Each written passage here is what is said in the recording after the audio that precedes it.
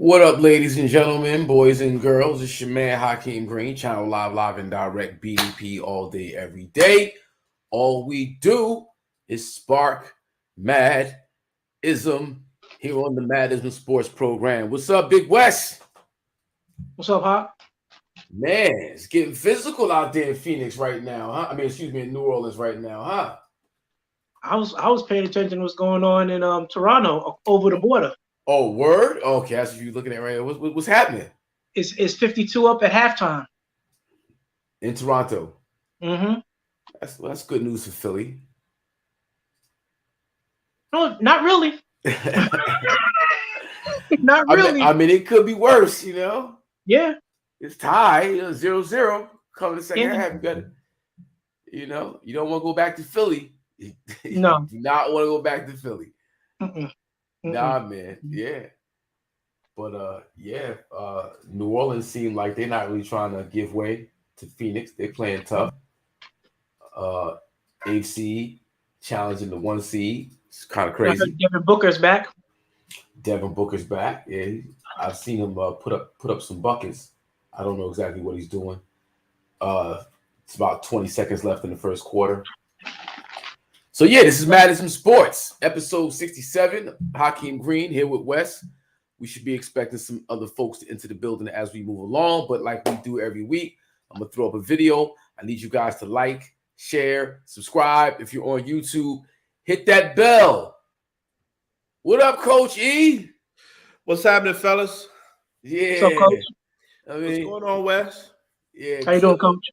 Uncle I'm good. Uncle Spliffy's playing hooky this week. And KG is getting ready to go on tour. They got a worldwide tour about to launch of the New Kids on the Block tour. So I know he's got his hands full, but I'm glad you two gentlemen are here with me this week. And we just gonna get it going. We'll put up this new video, New York rap. We're gonna share, like, subscribe, folks on YouTube. Hit that bell so you can get alerts when we go live. And that's what we're gonna do. All right, gentlemen. All right.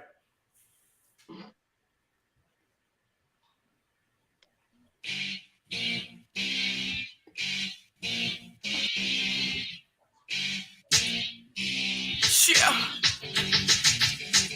Since y'all like jewels, I'ma drop a jewel. Makes the money, rappers act like fools. The blind lead the blind, we all blind to body shine. Bad boys dying like Biggie just to go to jail like Shine. I ain't got to diss rappers, these rappers diss they self. Ride with Donald Trump like they ain't got knowledge of they self. Knowledge as well, but I keep that thing up on the shelf. Jacob make you freeze, but the feds will make you melt. Everybody want the belt, who want the crown in New York? Everything sound like Atlanta, the world clown in New York. They call me niggas the most high, my niggas be the most high. Cause we stay burning bush like Mount Sinai. Soldiers don't die, gangsters don't cry, but when rappers get killed, they go to the place where people lie. 85 is civilized, 10% capitalized, 5 others realize hip hop is in disguise. Bringing back that old New York rap. Bringing back that old New York rap.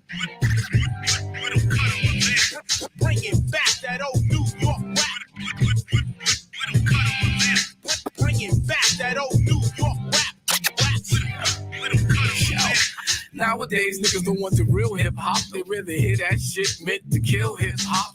Who deal around the clock? Who ill with the Glock? 10 years done past. You still on the block? You still selling rocks, serving fiends non-stop. You worse than the snitch, nigga. You dealing for the cops. Niggas lay traps, then scream trap or die. Like all we got is that, or we can stay black and die. Relax with the lie, but the facts won't lie. Another rapper died. Everybody asks why. Take some chump change, get yourself a chump chain. Go juice some little crew. Have them pump pain, you can G off with the rap, but you gotta master that. Don't try to drop no science, you better all pump and crack. Serving Mr. Magic Friday nights rap attacks. Ain't it somehow a Jersey nigga bringing New York back? Bringing back that old New York rap. Bringing back that old New York rap. Bringing back that old New York rap. Bringing back that old New York rap.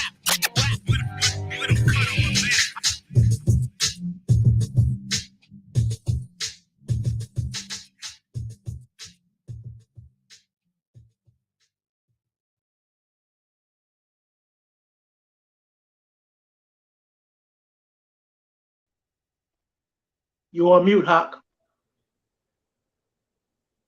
That was New York Rap by your man Hakim Green.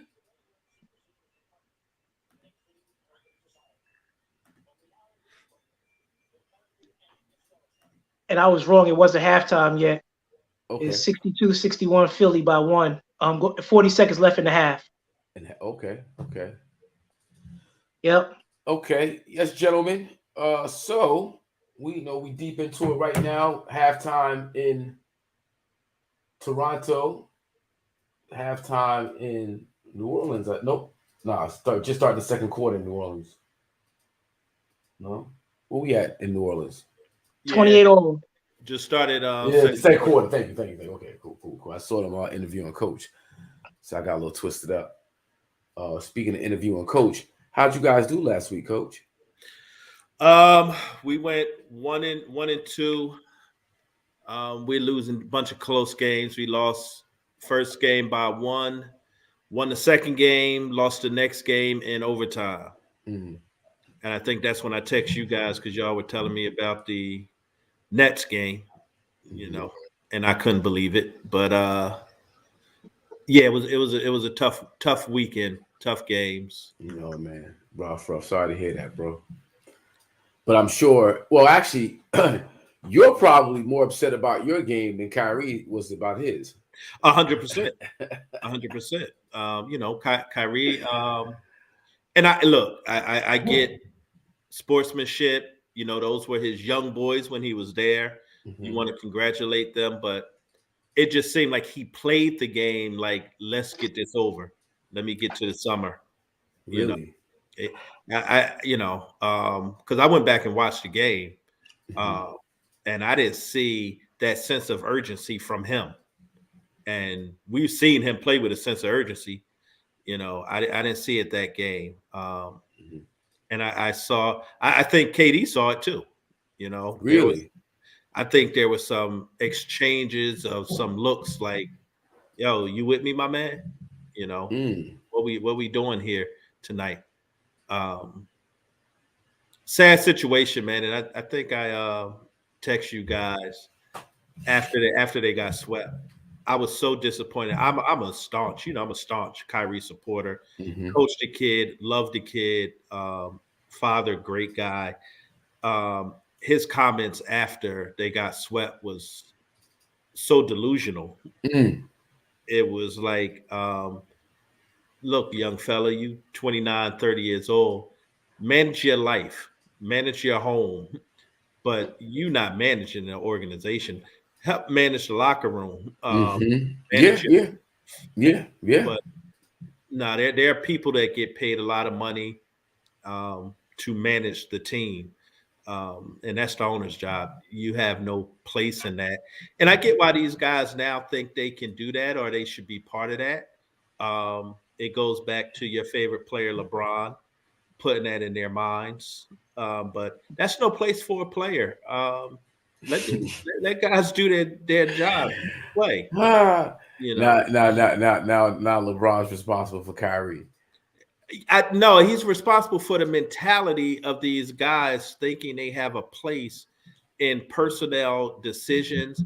It's GMs and owners, they're being kind when they ask you what you think. Do you like this guy? Would you want to play with him? Mm-hmm. That's them just being kind. They don't have to say anything because at the end of the day, you're under contract. You're going to play with whoever they get you to play with. Yeah. So this whole thing, this whole mindset of I have input on teams and all that stuff, let's cut it out. These guys are entitled and privileged enough. It has to stop. It has to stop. They don't think they need coaching. They don't think they need GMs. It's going to be pretty soon. Not going to think they need to owners. Well, actually, that is in their mindset. Like let's go start our own league. Which look, that's another conversation. But let's stop this. Yo, Dead Man Rashawn, peace. Thanks for joining us, bro. Shout out to you. Kyrie's just how can I say? Ever since Cleveland, him leaving, and he goes to Boston, and then that ends the way it ends. and now he's in Brooklyn with KD. He's in Brooklyn with KD, and we just see the string of antics that this guy has pulled. Now, I don't want to call not getting the vaccine an antic, because that's, if you stand on your principle, I don't want to take away from that. However, when you look at, how much money you're getting paid to play a team sport, and yeah, you let your teammates down. He said he felt like he was letting his teammates down. Well, you did let your teammates down, because if you came to work, if you would have, got the shot and came to work, and, they'd be in a much better position. So it's just something particular with him that's just like, when you say delusional, I wonder what else we're going to see from Mr. Flat Earther. Well, not only that, let's take the teammate part out of it. For him to say, yeah, I guess I did, was just crazy. Like, yeah, duh. But, remember, his stance on not getting the vaccine was, I want to stay with those people who are losing their jobs, who don't have an opportunity to take the stance that I'm taking. Well, he just affected hundreds, maybe thousands of people who work at Barclays Center, cleaning it up, concessions, by not giving his all, so they get more paydays. They depend on those games. Yeah. I mean, and what about the people who lost their lives from contracting COVID? Yeah. Like now that we have the numbers, and okay, early on, we didn't know what the vaccine was going to do. There was testing going on. We were all tested on, no doubt. But to some degree, there's a lot of like sureties that come along with this vaccine that just, they're not actually testing the vaccine. They know what reaction they're going to get, right? So now that we're a year and a half removed from a year from the vaccine. A year from the vaccine, yeah. A year from the vaccine, and we see what it is. Do you go, you know what? I miscalculated. Maybe it's something I should, or you still just stand on principle? Because, like, I'm not gonna call myself an anti-vaxxer, but being the conspiracy theorist I was looking at vaccines kind of like, we don't need to be taking flu vaccines every goddamn year. Right. Like, there's other ways you can, maintain your health and wellness, your immunity, without running to get a shot. But seeing something as, like this pandemic, this worldwide health crisis, we've never experienced anything like this. It's like, what? Let me make the sacrifice for the greater good. It's not to say that I'm going to get COVID. It's to say that I don't be walking around passing around to everybody, and you want to keep your loved ones safe. But that's a whole nother ball of wax. It just ties into Kyrie's, like, he's not rational. Like, the leaving Cleveland actually wasn't rational. Yeah. Leaving Boston wasn't really rational. Yeah. And Brooklyn, it's a level of selfishness there that now it goes beyond a team sport. You can do all this if you're playing an individual sport, but you're in a team sport. You're affecting 14 other guys' lives, and that's just teammates. Mm-hmm. You're affecting, like I said, those workers in the arena. Everything he did affected those people. And,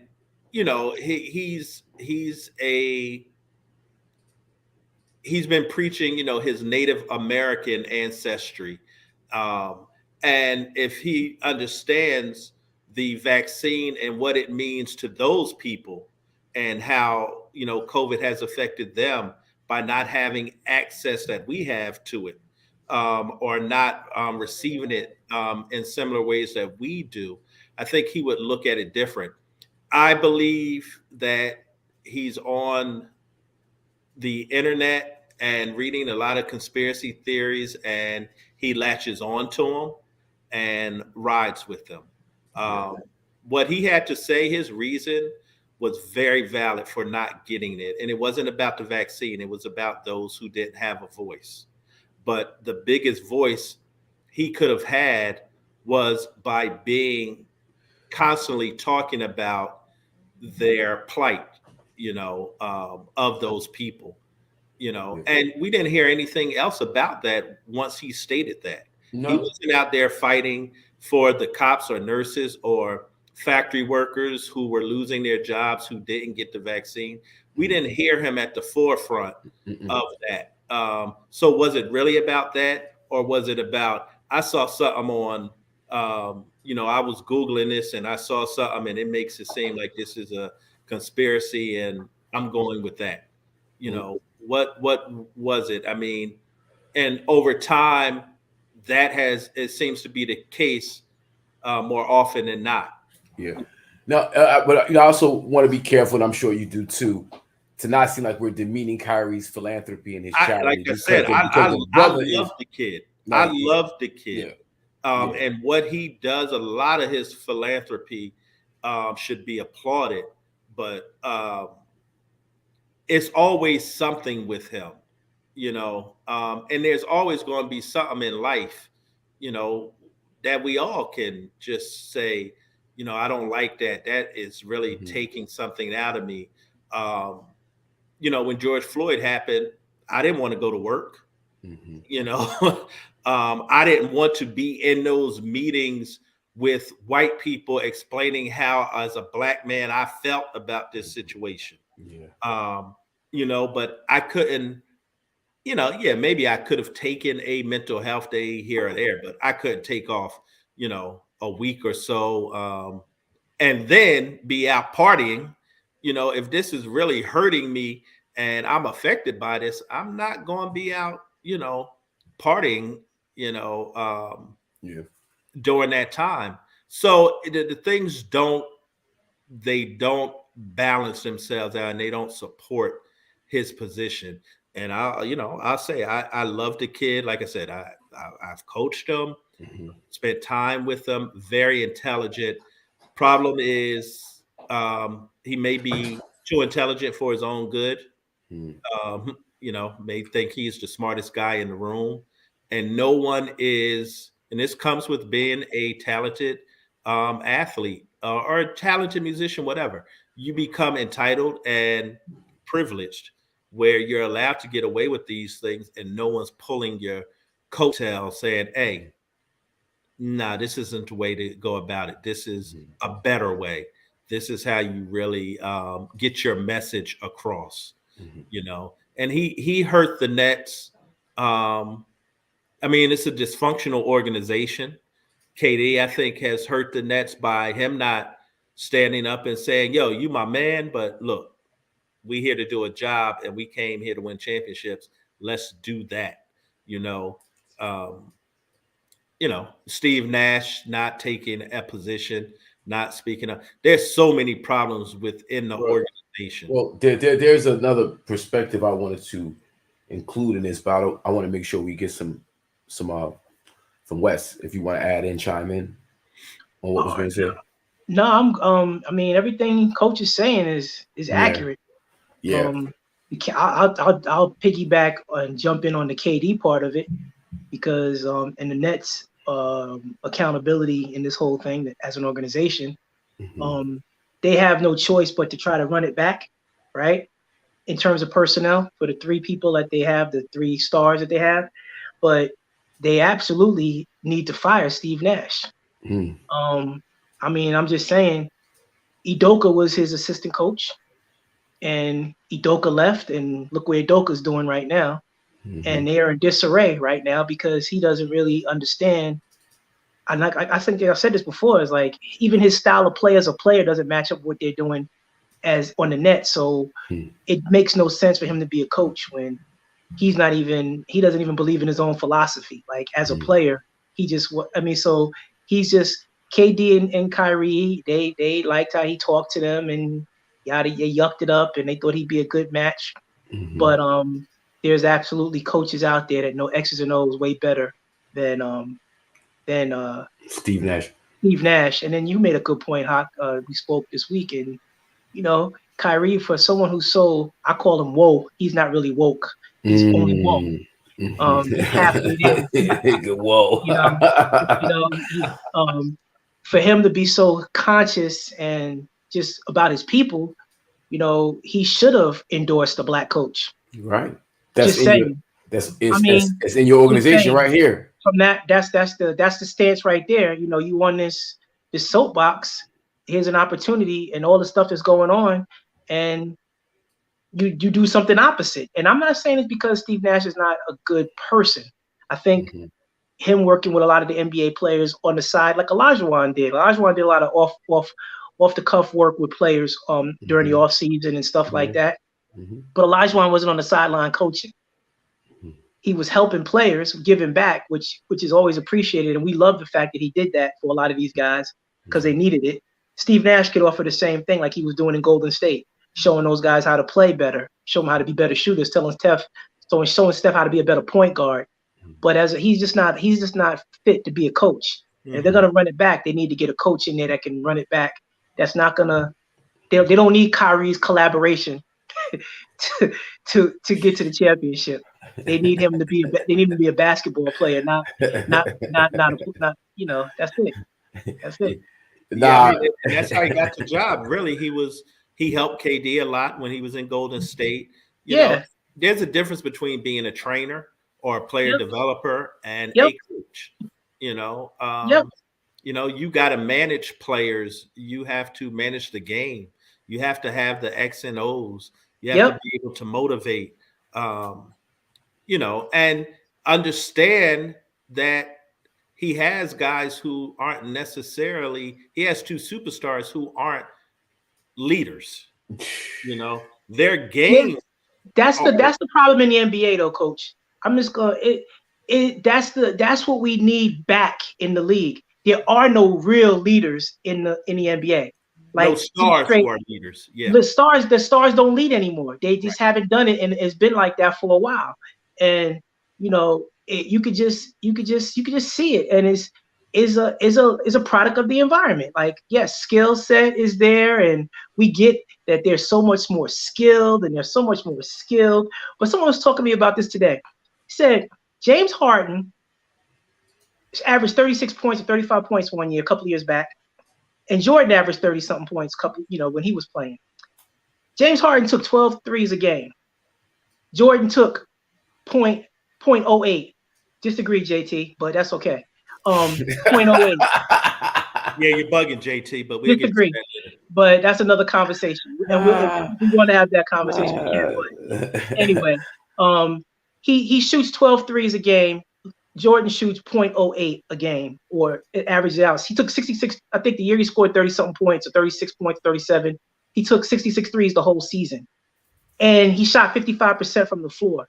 So you want to keep telling me and shoving down my throat about this skill set when they're volume 3-point shooters, but guys that were playing in another era were scoring those same points with not shooting the same amount of threes, turning the ball over less, and shooting at a higher percentage with less volume. Just explain that to me. How this skill is translating into something that's a better product. It's not. No, it's you know what it is. It's the way the players play now. You have highs and lows, right? You go on a barrage of shooting 3-pointers and you just drain them, but you're gonna hit that wall, and you're gonna have a stretch where you just not.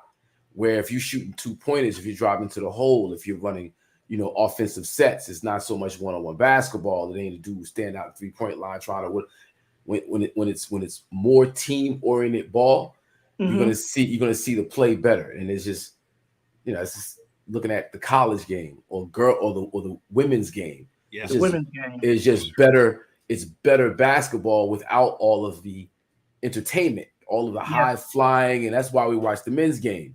But the basketball itself suffers because you got people going for theirs, and the leadership is out. Leadership is out the window. The caring about the team is out the window. Well, caring about the team is part of what Coach was saying about the GM-ness of these guys. Like, I get your freedom in terms of free agency. They earn that right to go to a team that they want to go to. That's I don't have a problem with that. But I just think that they need to let the GMs be the GMs, and these guys go away for a vacation and they try to put these teams together, and it just doesn't work because it's just not. Everyone's talents don't match up together when they're on the court, and it is a sacrifice. The NBA has become AAU basketball. That's Yeah. all it is. Yeah. It's the age of AAU basketball. Let me get an all-star team of talent together and have a coach that just manages the guys and let them play, and the chips fall where they may. Mhm. That's not going to work for championship level basketball.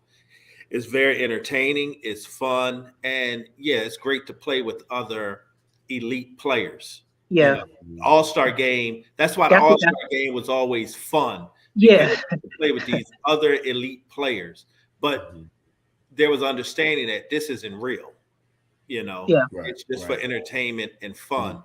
And the NBA and the playoffs, you know, it's real. It has to be real basketball now. Mhm. It's not going to be fun, and you know, it's not just going to be about talent. You're going to have to play defense. You know, you're going to have low turnovers, a high shooting percentage. These are the things that lead to championship basketball, and the elite players right now don't have what I consider championship qualities. You know, they're not leaders, they're not defenders, they're not hard, tough players. And what I mean by that, they're not diving on the floor. They're not going to put their body on the line. Marcus Smart is. Yeah, but he's Yeah. not a superstar. No, you're right. He's a role player. That's the problem. Our superstars, Well, it'll take a while for us to name a superstar that plays Chris both Paul? ways. No. Chris Paul's not a great defender. You know, I mean, it's going to take us a while to come up with a guy who plays both ways. You know, that's why everybody lauded Kawhi Leonard when he was doing what he was doing, because he played both sides of the ball. You know, but on the other end of that is he ain't played in 2 years. Load management. That's the other thing. Load management, you know, and that once again comes from AAU. I got 3 games in a day. I'm only going to play maybe 2, you know, load management. You know, that's crazy. I think 9 years out of Jordan's career, he played 82 games. You know, yes, JT Murray does play both ways, but he's not a superstar. We're talking about the elite superstars. Name one that plays both sides of the ball. You know, we don't see that anymore. You know, Jordan was Defensive Player of the Year. And MVP. What's Giannis giving you? Giannis, I think Giannis is probably the closest one. He plays both. Yeah. Giannis is probably the one. Yeah. Well, we asked that question a couple weeks ago, and I said, could you name like 10 players that give it to you on both ends of the ball? Like, you know, they grind it out on both ends of the ball. We couldn't really come up with 10 guys. Right. And I don't think we came up with like one superstar. I remember we were saying Klay Thompson, but he's not really a superstar. Great player, but not a superstar. You know, so that's a problem in the game. You know, and you can't be. And we've all played the game. Normally, the leader of the team isn't necessarily the best player. No. You know, it might have been that point guard who just facilitated everything. It might be Udonis Haslam telling somebody, "I'll whoop your ass." Right. Absolutely. Normally not the superstar, and you know that part is missing now.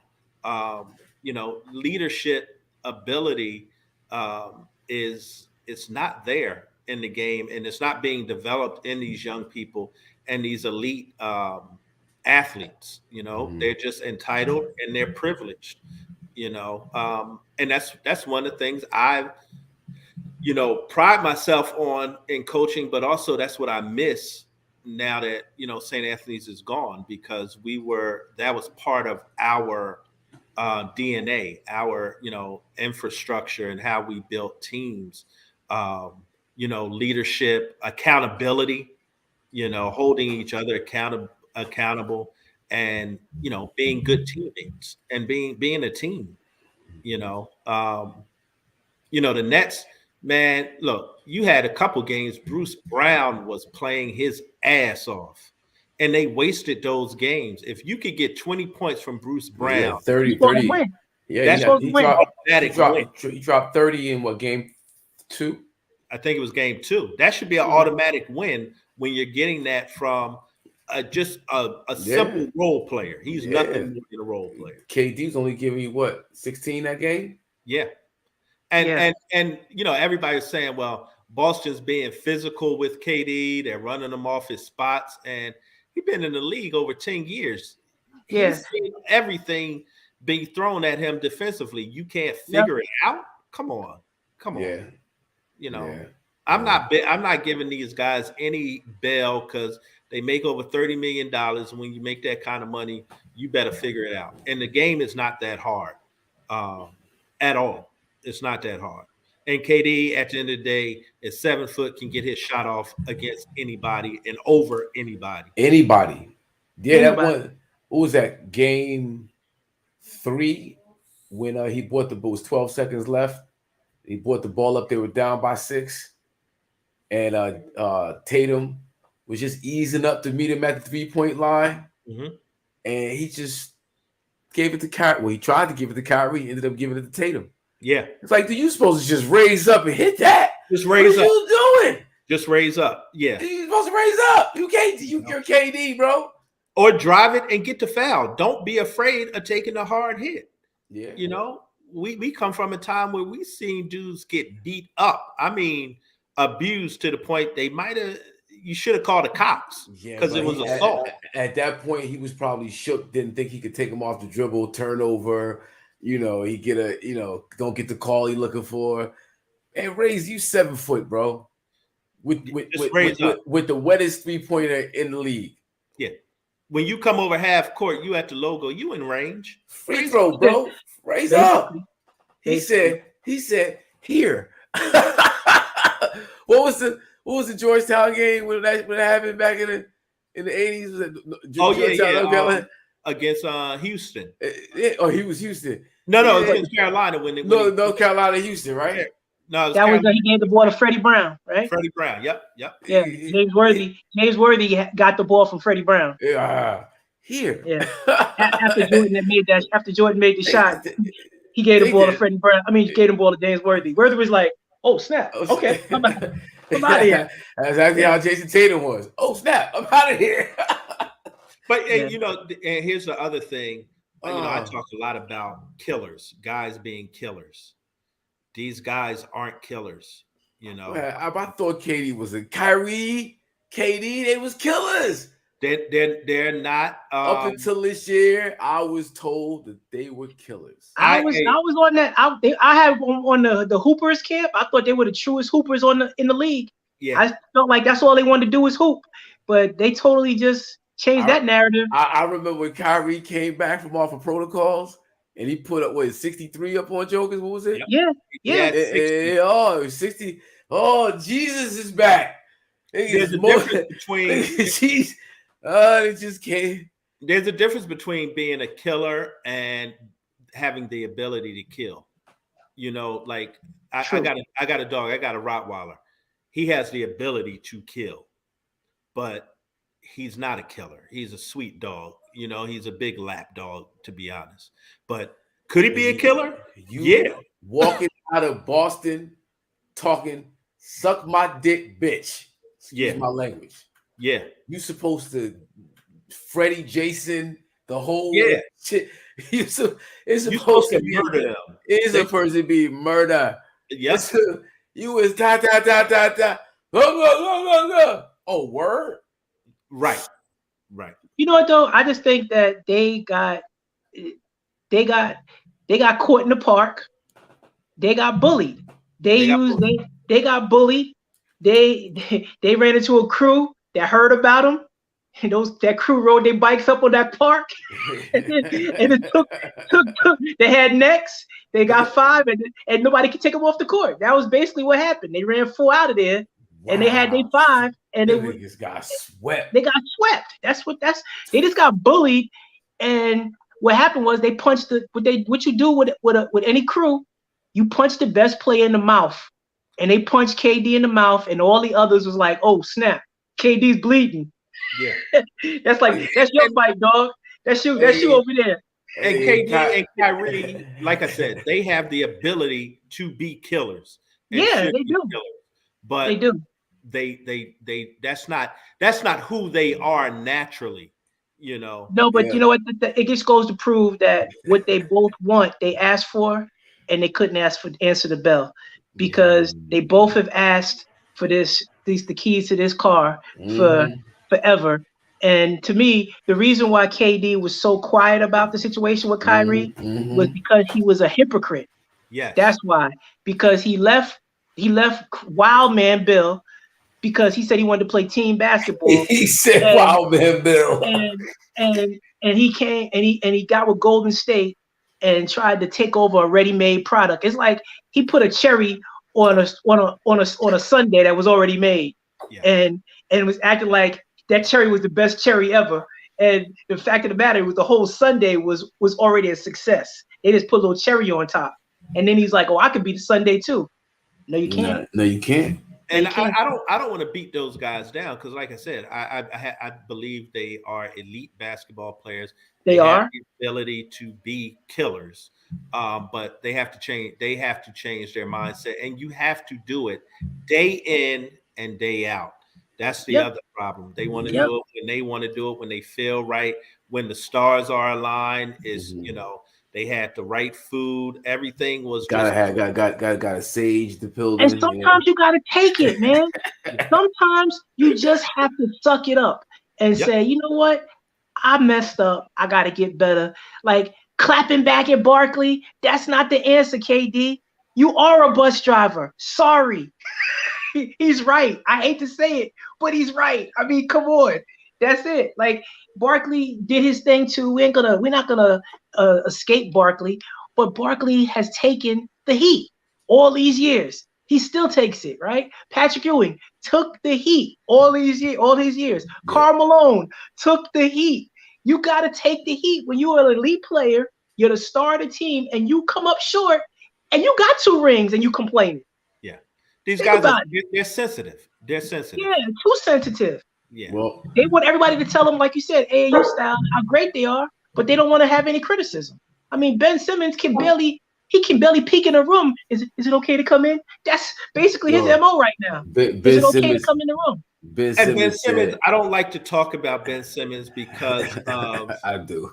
He has used the mental health thing, and so we don't know where that stands. We really don't.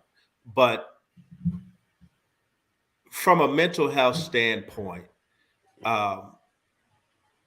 if you're having issues, then stay out the limelight, shut up, get healthy, and then come back and play. All the shenanigans and everything are not helping your case.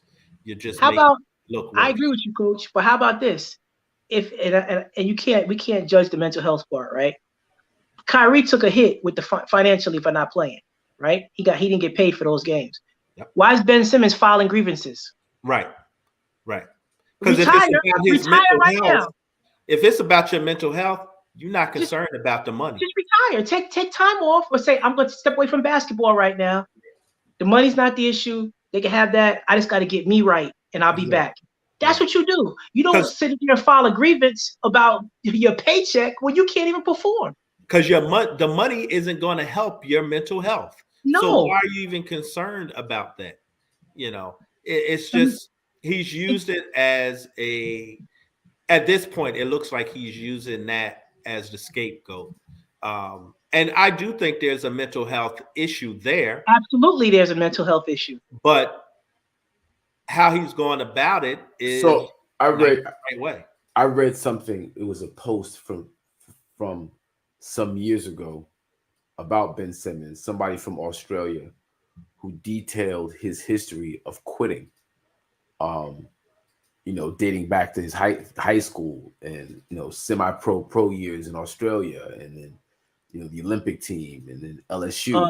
LSU. Yeah, LSU, right? So there's something with him that he's just not reliable or accountable. You know what? It's all those things are totally evident. Ben Simmons is one of those guys who's been immensely talented, has been groomed to play the game, plays it at a high level, but he likes the game because he has been groomed to play it, has this ability. He's been kind of forced to play something that he likes. He doesn't He don't love love it. He doesn't He love don't love it. He loves everything that comes with it, which is the Yeah. money, which Yep. is the clothes, which is Yep. the women. He Yep. loves all of that, but Yep. he doesn't love the game because the basketball court is your sanctuary. Anyone who loves the game, that's your sanctuary. Mm-hmm. You know, that's where you go when you are dealing with things, you know, that are bothering you. That's your escape. That's where no one could take that from you in that 90 feet. Right. And the fact that he can't use that or is not using that as his sanctuary, as his escape, tells you that's not where his love and his passion is. You know, because you go where your passion is when you're at your lowest. Mm-hmm. Yeah. If a kid is having problems at home, and we see this in Winning Time with Jerry West when he was growing up, had an abusive household. His father was very abusive to his mother. He went out and shot the ball. He played the game out on, you know, that wooden backboard, dirt court or whatever. That was his escape. That's how he dealt with it. And Jerry West suffered his whole life from depression, which is a mental health issue. But basketball was his sanctuary. That was his escape. And that's what happens with anything that is your passion and your love. You know, you go to that. Ben Simmons, basketball is not it. You know, and he's using other things, being very fashionable, and that might make him feel good. And I'm sure, you know, you look good, you feel good, but that's not what you're here for. You're here to, or get paid to play the game of basketball. So you gotta play the game of basketball. Yeah. You hit it on the head. Yo, you see the meme I put up? Her, it said her. Oh yeah. I want a dude that don't play no games. Yeah. It's been Simmons. Yeah. He don't play games. I don't play games. You know, and it's, you know what? I don't like. I think you're right about being careful about the mental health part. But as soon as I saw the posts or the stuff coming out the camps yesterday about him with the back, but also now the Nets, he was feeling stressed because of his Nets teammates now. It's like, so, and I'm a Rich Paul fan, right? But you gotta sit the brother down as his representation and say, hey, we gotta think of another strategy. Somebody has to see this. I mean, I don't consider us, this panel, to be rocket scientists, right? But we all have common sense and logic. And it gets to a point where you gotta, Rich Paul, tap the dude on the shoulder and be like, yo, Ben, this is how we're gonna have to make this play out, because this is a bad look. He's getting bad advice. And that's why I'm not a Rich Paul fan, because as a black man in the position that he is in, he has to say, hey, we got to look at this another way. We got to do this another way. I think has given very bad advice to several of his clients, you know, over the years. And he's a very powerful young man. So you have to use that power in the right way and sit this young fella down. Like, look, Ben, if it's mental, you know, get the help you need, step away from the game, you know, go into solitude and get healthy. And we're not going to say anything. And we'll go from there, you know, by saying the mental health issues are triggering issues in your spine, you know, which medically could be true. It's possible. Stress will cause pain in your body. Absolutely. Deal with the triggers of stress. Absolutely. You can't tell me that your back is hurting because I saw Larry Bird playing with a bad back and would lay down between every time he came out the game and We still saw go out there. we saw countless individuals play with, Yeah, quote unquote, and a at this bad time back. of the year, everybody's sore. Mhm. Everybody's in pain. So you're not going to go out there without it, So it goes to a lot of mental issues there when you talk about mental health. His mental toughness, Yeah. his ability to deal with situations. He's just not a mature individual. This is a baby. He's been coddled. Yep. It's arrested development. That's all Yep. it is, and I would love to know who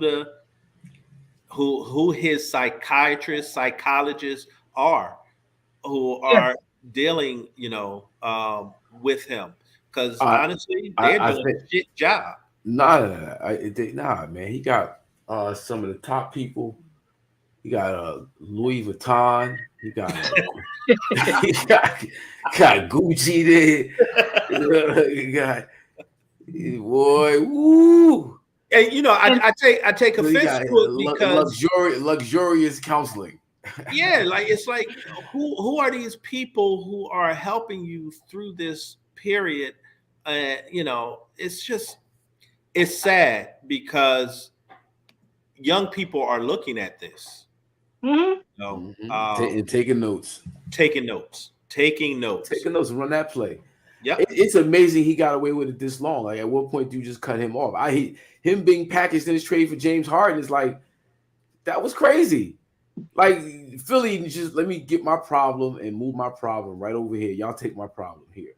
Yeah. And look, I mean, in trades normally you go through a physical, so they would have seen the back situation, but you also, I'm quite sure, go a mental health evaluation, no doubt. Yes. Especially him, because he claimed it in Philly. Yes. Yeah. Do a mental health evaluation. And everyone, but this what we did though. He claimed it in Philly, but no one believed it. They just thought he wanted out of Philly. Right. So, but now he's in Brooklyn, and the expectations were that everyone when they traded for him in February, the expectation was that he was going to play this year. He was going to play, and we all thought that. But then when he saw the stakes were high, the first red flag. I told y'all this back in February. He was supposed to suit up and play 10 to 15 minutes prior, like at least 2 games before that Philly game. Yeah. And even if he only played 10 minutes in the Sixer game, he had to be on that court. Yeah. That's it to end it. And now you start the healing process. He thinks that taking off the summer and just slipping back into regular play in the and throwing out one of them Instagram videos over the course of the summer with him shooting a jump shot is going to be enough for. But as soon as something go wrong, he hasn't addressed the issue. The issue does not get handled until you address it as an individual. It doesn't matter. And the mental health part of it, they should have gotten a report from a psychologist or psychiatrist, because one thing they do more so than any other doctor is they write everything down. Yep. Everything is written down. When you sit on that couch, that's all they doing the whole time is writing things down. What happens when he misses his first free throw? Yeah, does he just and the fans react to it? Does he cower? No, bro. As soon as he hits the court, they're gonna boo him, bro. He is layup line. Whoa! And he's got to play against Philly 4 times next year.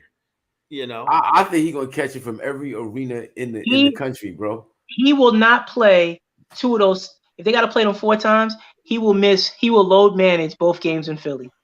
And if I'm the Nets, I'm filing a grievance against him. Yeah. I want money back. Yeah, I'm filing a grievance against him. I'm filing a grievance against Rich Paul and his representation and misrepresentation. I'm filing all kind of grievances.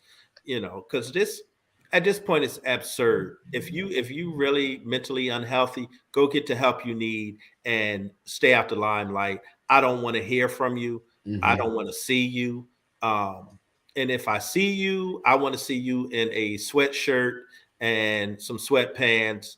And I'm talking about some like Columbia or Russell. I'm not talking about, a Miri or Balenciaga. You know, Yeah, yeah. I want to see I want to see. Yo, I'm going through it, but I'm working to get through it. Yeah. You know, I don't see that. I don't see that from that young man. He was looking good on the bench, and you know, he laid that out that night. He was up in his flat in Brooklyn. He was like, yeah. He was up at the ironing board, like, yeah. He he needs money, but he got a $10,000 outfit on. Yeah. He's Mr. International. Yeah, you know, he's Mr. International. But anyway, let's talk some basketball. Good news for Doc Rivers fans. They up by 19 in the third quarter. Nice. It's third quarter, so who knows what may happen. Yeah. They up by 19. And then Doc won't have to do is he's like, listen, it was Blake. It couldn't have been me, it was Blake. I mean, I think he's out the door anyway. I think James Harden's setting him up. Yeah, for who though? Dan and Tony? Yeah. You know, he's already Dan and Tony's already an advisor with the 76ers. So hold on. Yeah, he's an advisor already. All right, breaks. So do you mean to tell me that James Harden might be playing with the brakes on? Oh, of course. Just to make it rough for Doc Rivers? Yes. So Dan and Tony can get that job. Oh, that's hey, look, we know James Harden is calculating, man. Oh, yeah, he'll put in the fat suit. Wow, that's deep. Anybody to put a fat suit on, you can't trust as far as you can see. I never thought of that. This dude is playing reckless. They hired D'Antoni as an advisor. Come on, man. And Daryl Morey is his guy. So Daryl Morey is his guy. They hire him as an advisor. He stays close so he can see the personnel, see what he's working with. He's probably coaching, figuring out stuff behind the scenes right now, getting ready for that job next year. That's crazy. And James Harden been playing with training wheels on all playoffs. Yo, that is greasy. Basketball is greasy.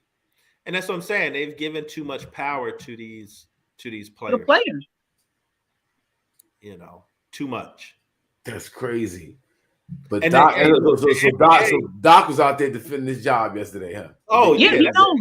Doc knows. Doc didn't do that because he heard the fans.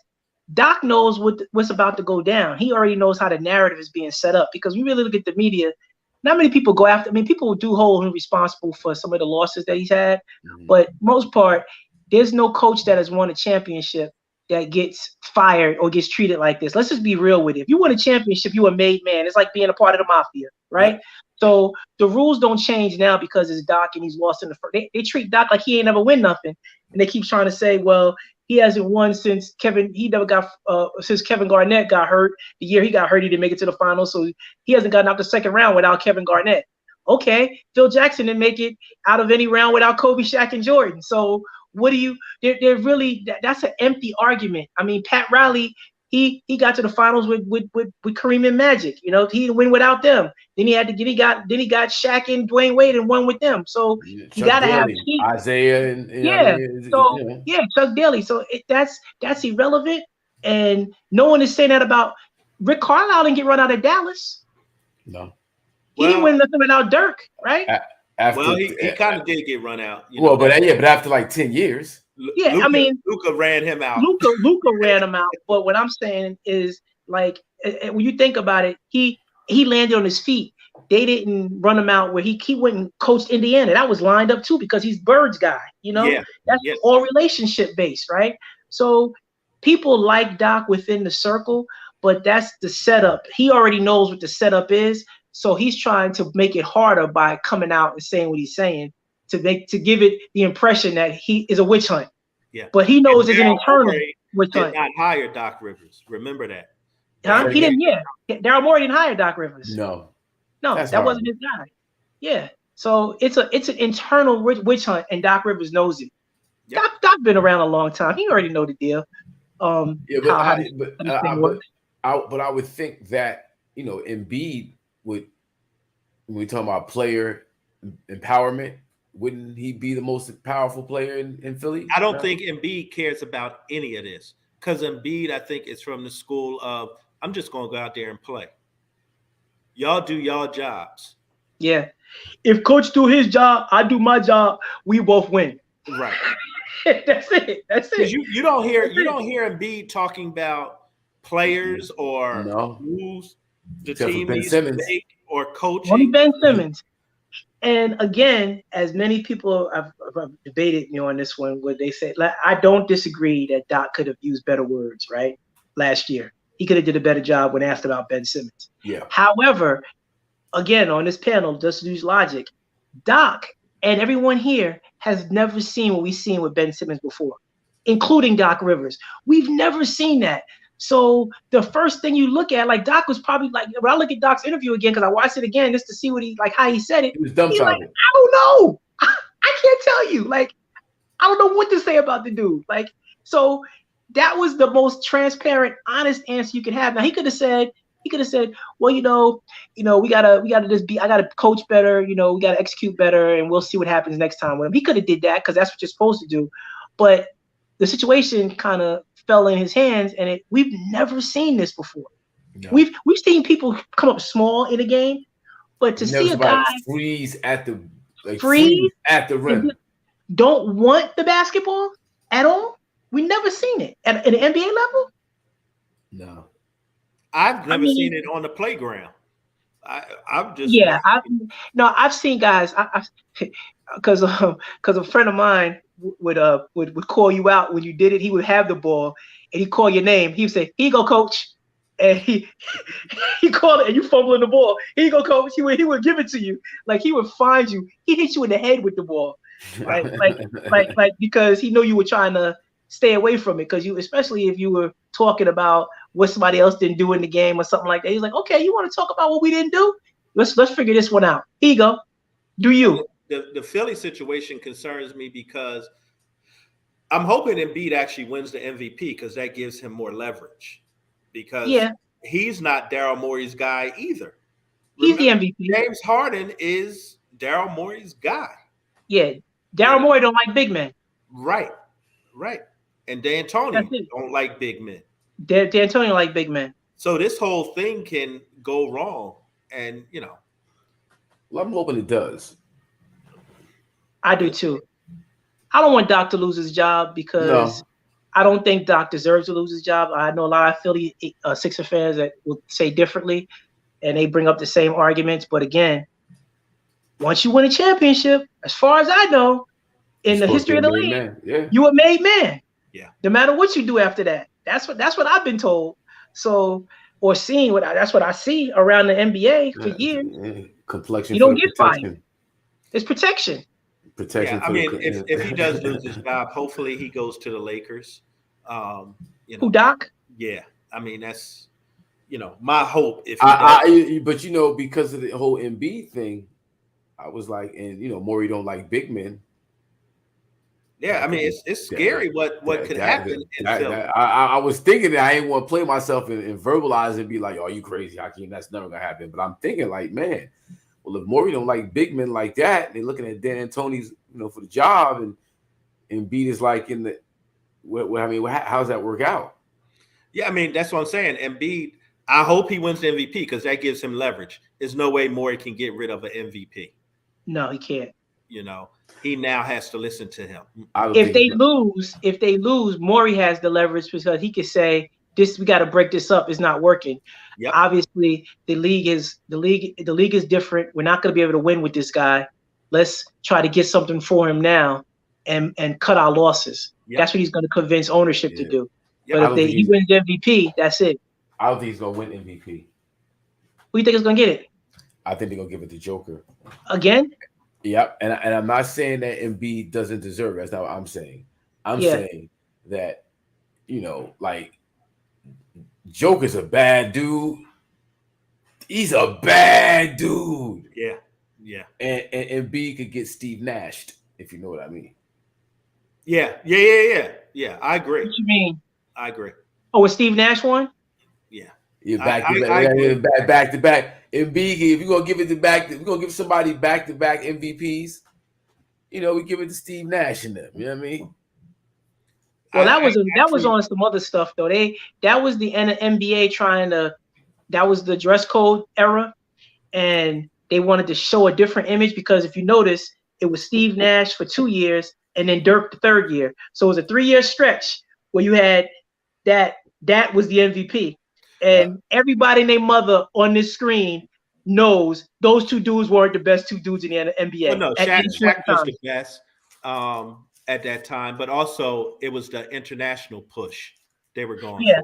Yeah. Right. It was not only, of course, the race part is there, and that's blatant, but it's the international thing that the NBA was pushing even more so during that time. It just happens to coincide because our international presence in Africa isn't the same. Even though we got African players, it's not the same as what it was. Right?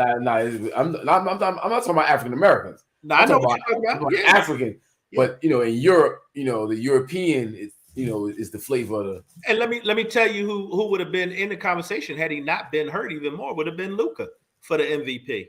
Yeah. Oh, absolutely. They want him to be next MVP. Right. They're dying to give the MVP. And just for clarity's sake, because I don't want to come off bad. Yeah. I really think Joker could get it. Like I honestly think that he could get it. I agree. Yeah, I don't think Joker got it. It's a travesty. He's deserving. It's not a travesty if Joker gets it. It's definitely not. But we know it's not Steve Nash. We get extra points though. You get extra points because It's not a Steve Nash issue to me. Like I think Steve Nash, he was averaging 16 points and 11 assists, and he won MVP. Yep. Just saying, and he couldn't defend his position. Nope. So Phoenix didn't win a championship because those years the point guard used to dominate Steve Nash, and they would always beat him. Tony Parker would kill him. Chris Paul. I mean, we can just go down the line. Every point guard in the West would kill Steve Nash, and that's why Phoenix couldn't go to the championship when he was the MVP. That's why he don't mind the Nets not playing defense because he couldn't play it. So it's not a big deal to him. Yeah, he was never. I mean, that one was a real travesty that he won 2 MVPs when he did. It was like, okay, but I get it. So we all do it. Let me switch gears, you guys, right fast as I look at this Phoenix Pelicans game. Pelicans up by 4 in the third quarter, 6:55 left. Yep. You got Miami's done with their series. Yep. And they're waiting on Philly to get their thing together, or are they waiting on the Bucks? The Bucks and Miami. The Bucks and Miami play. They was the Bucks and Miami, right? Wait, let me think about that. No, Bucks are playing Boston. I'm sorry. The Bucks play Boston. Miami plays the winner of the Philadelphia-Toronto series. Got you. Right. That Boston Miami series is going to be a battle. No, it's Bucks Boston. It's Bucks Boston. Yeah. Bucks Boston. It's still gonna be a battle. That's gonna be brutal. Mm-hmm. It's gonna be brutal. Because you got two of the best point guard defenders in Smart and Holiday. Middleton is out. So that's gonna hurt the Bucks. They need Middleton. They need him for this series. Yeah, they need him. Boston's playing well. Tatum has come into his own, Tatum will win an MVP in the NBA. Yeah. Mm-hmm. He's starting to channel his Kobe teachings. He's going to win an MVP. I can see it. And he brought it on both ends this year. He became a better teammate in terms of passing the ball. He figured it all out. Yep. But the key was Udoka came in again and defined his role. Yeah. It took the keys out of Marcus Smart's hands because Marcus Smart was the strongest personality on the team. And he felt like he had to do it because no one else was telling people what to do. Yeah. Right. So now everybody knows what to do. Stronger than Brad Stevens. And Smart's personality was stronger than Brad Stevens in the it was. Yep, it was. With Udoka, you don't have that issue. Boston is playing well. They're a team, They're a team. So I like to see teams. I do too. Like I have no, I'm not I've never been a Celtic guy, but in this situation, they playing good basketball, and at this stage of my life, when it comes to basketball, I just want to see a good product now. Like I've given up everything else about basketball that I loved. I just really just want to see a good product at this stage. Mm-hmm. That's it. Guys playing hard, guys acting like they really want it. It's not about the brand and all this other stuff. Just go out there and play hard and compete. That's it. Yeah. And that's what they're doing. You know, it's going to be that's going to be a really good series. You know, and I think the Heat will run the Sixers out the gym. You know.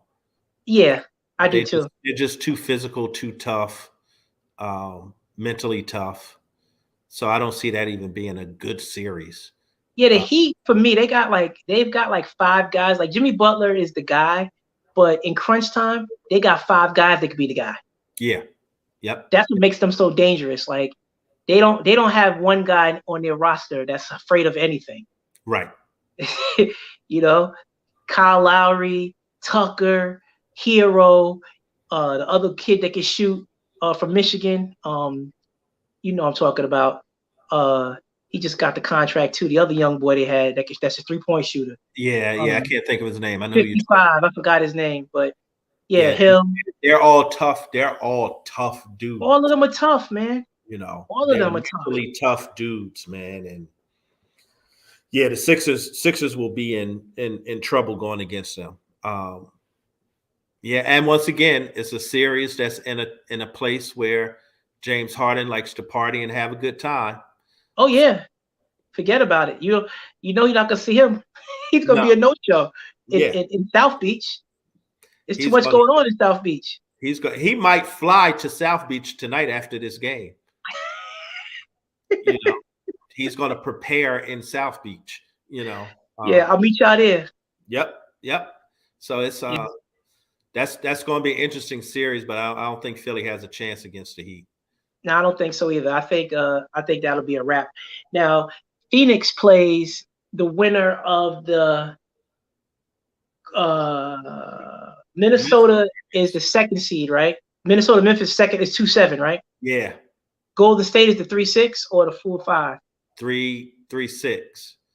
Okay, so the Phoenix 4-5 is the winner of the Dallas series. Oh yeah, Dallas that's right. Utah and Dallas is 4-5. That's right.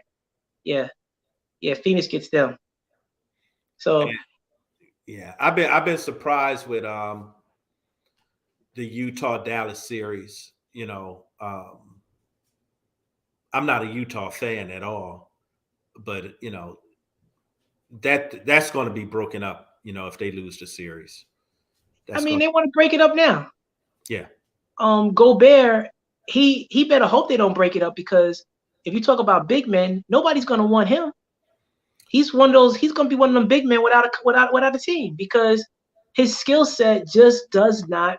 It's one thing. He's really.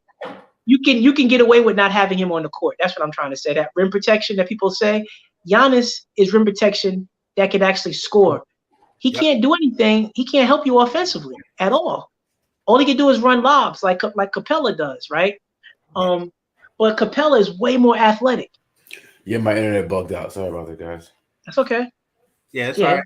We keep it Capella going. is way more athletic than Rudy Gobert.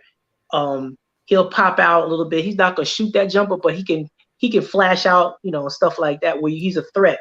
Not that he's gonna shoot it all the time, but he's at least a threat out there when they do pick and roll. But I just don't see Gobert fitting in with any other system outside of Utah. Like, he'll get picked up, but he's gonna be struggling to get minutes a lot of other places. He's not gonna get the deal he wants because his contract is up too. Yeah. He's not getting max money. Yeah, because rim protection now is,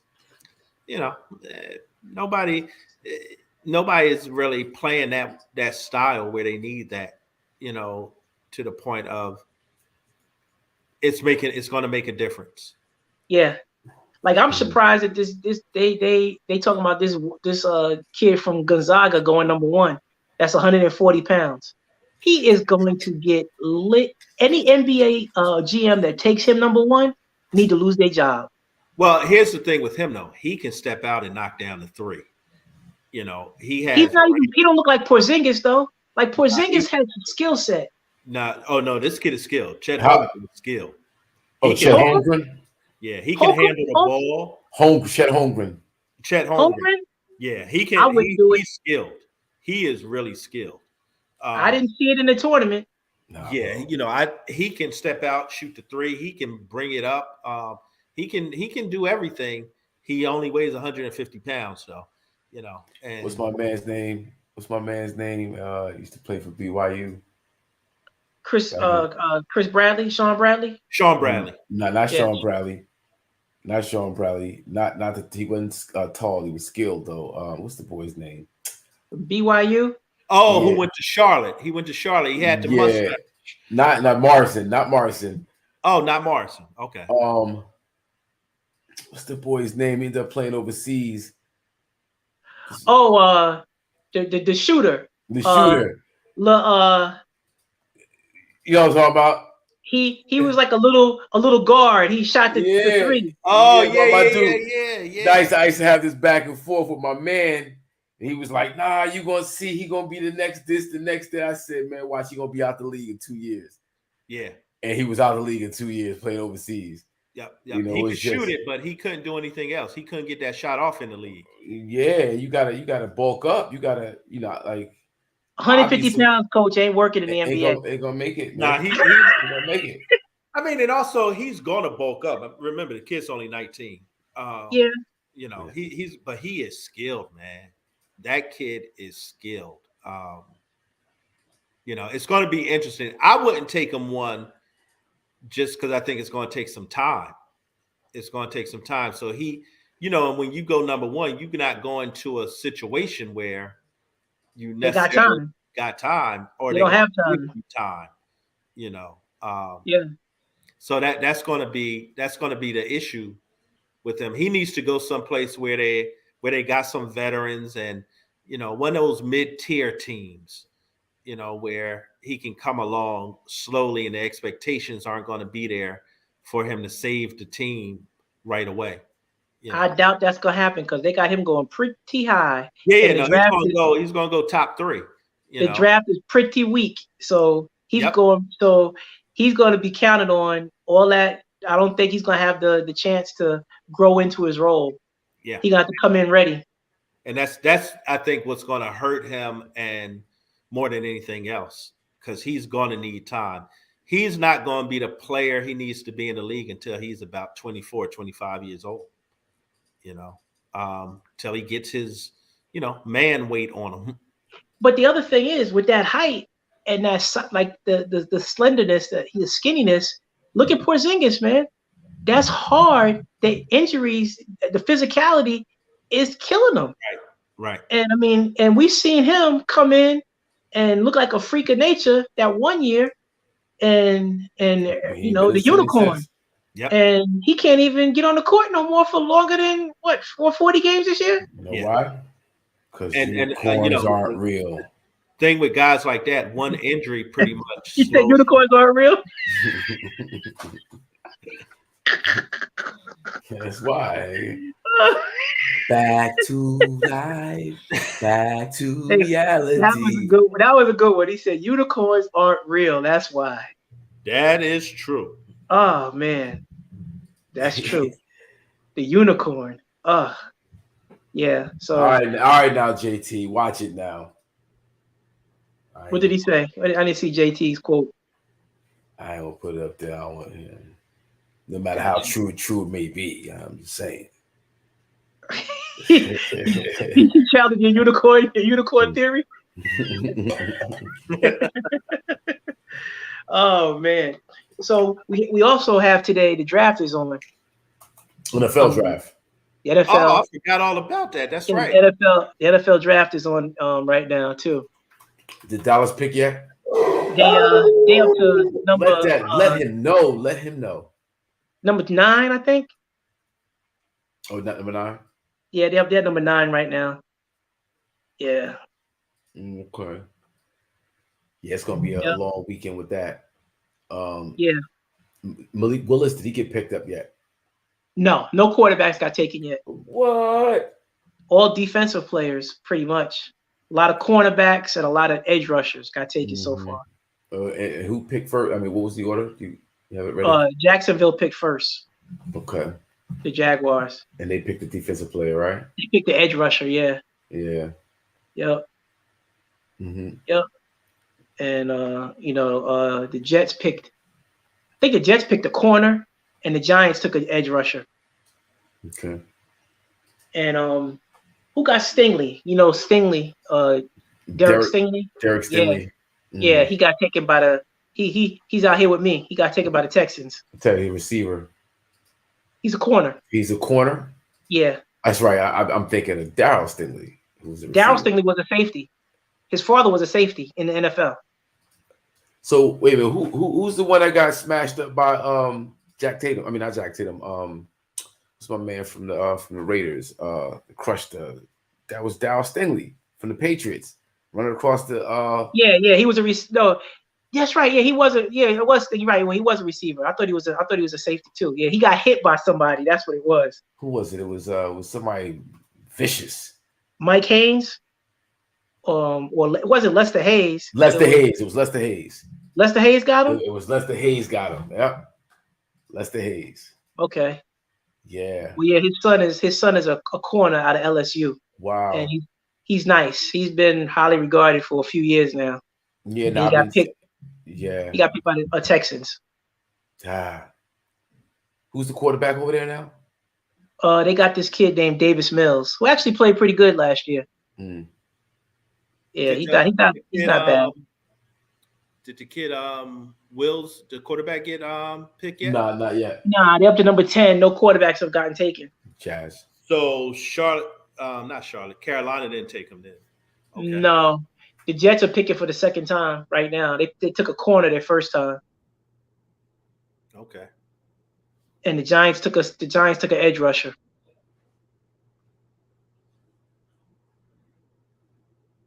Wide receiver, the Jets got Garrett Wilson from Ohio State. Number 10. Nice. Okay. They need a receiver. Yeah, he's supposed to be one of the better ones on the draft board.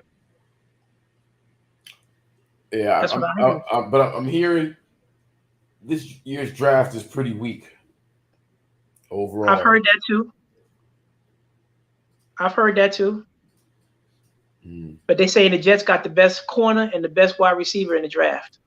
Yeah, there's talking Jets pressing for Deebo Samuels. Yeah, they got a shot. I heard they got a package that they try to put together for him. So you never know. They might have drafted San Francisco's package. I'm hoping that's the case because I'm a 49ers fan and I don't want them to trade Deebo at all. But the way these guys are now, when they ask for a trade, you got to pretty much honor that.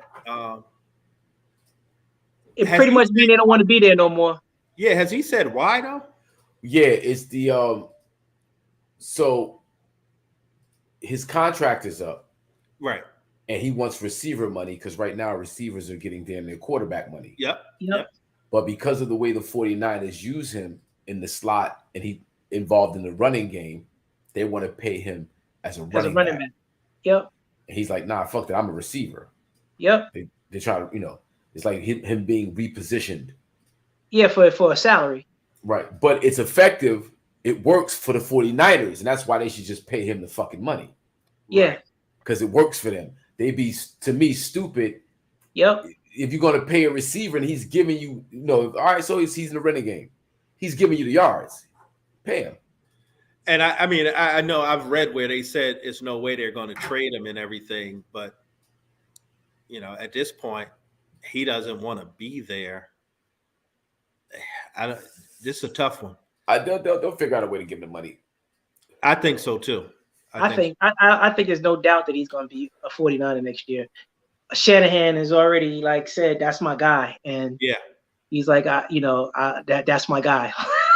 That's it. So they're not gonna, Shanahan seems to be a guy that gets it. He want to keep his player. He knows what he needs to win. Yeah, if he's making it happen for you, pay him. Yeah, pay him. Yeah, pay him. All this game playing don't make no sense. I think the other issue is they haven't been able to get rid of Garofalo yet, which would free up some money, free up a lot of money, actually. They haven't been able to get rid of him for whatever reason. Well, one, he had to have surgery, so that didn't help the situation. Yeah, And he wants a raise. Yeah, he already got too much money the first time. Yes. He got paid $30 million for playing 7 games. Yeah, they got to get rid of him. That frees up a lot of money that could go to Debo, because they already signed Nick Bosa, so they're good there. But they got to get rid of Garofalo so they can get Debo what he needs. Yeah, the Bosa boys. Baker Mayfield going to the Texans? JT asked. He might as well. They would love him here in Texas. Somebody just came out. He lives in Austin. Yeah, but the quarterback that they have, they really like him. And like I said, he's not bad. I like him too. I think for a quarterback that's not a lot of expectations, Davis Mills has played good last year. Like he was probably the top 5 in all the rookie categories for quarterbacks last year. Yeah. I think it was Pac-Man Jones just came out today on I Am Athlete and just said Baker Mayfield is trash. That's great. Who said that? I think it was Pac-Man Jones. Wow, it's crazy. They were basically saying that he's really trash. Yeah. Like nobody should take him. Yeah, JT said my bad Seahawks, which I thought because that was the talk that Oh yeah, I heard Seattle, but I hadn't heard the Texans. The Texans, I hadn't heard that either. The Texans, from what everything I heard with the Texans, they were happy with the quarterback that they had. Mm. And you saw where Las Vegas owner Mark Davis came out and said he would love to have Kaepernick. Really? Yeah. Yeah, that's interesting. Yep. So now whether they get it done or not is a different story. But owner finally coming out saying that. And Mark Davis, one of them owners, can say whatever he wants, like his father could. And they're renegades. They do what they want. David Carr wears 4, right? Yeah. Yeah. Need that 7. Yep. Kaepernick is number 7, right?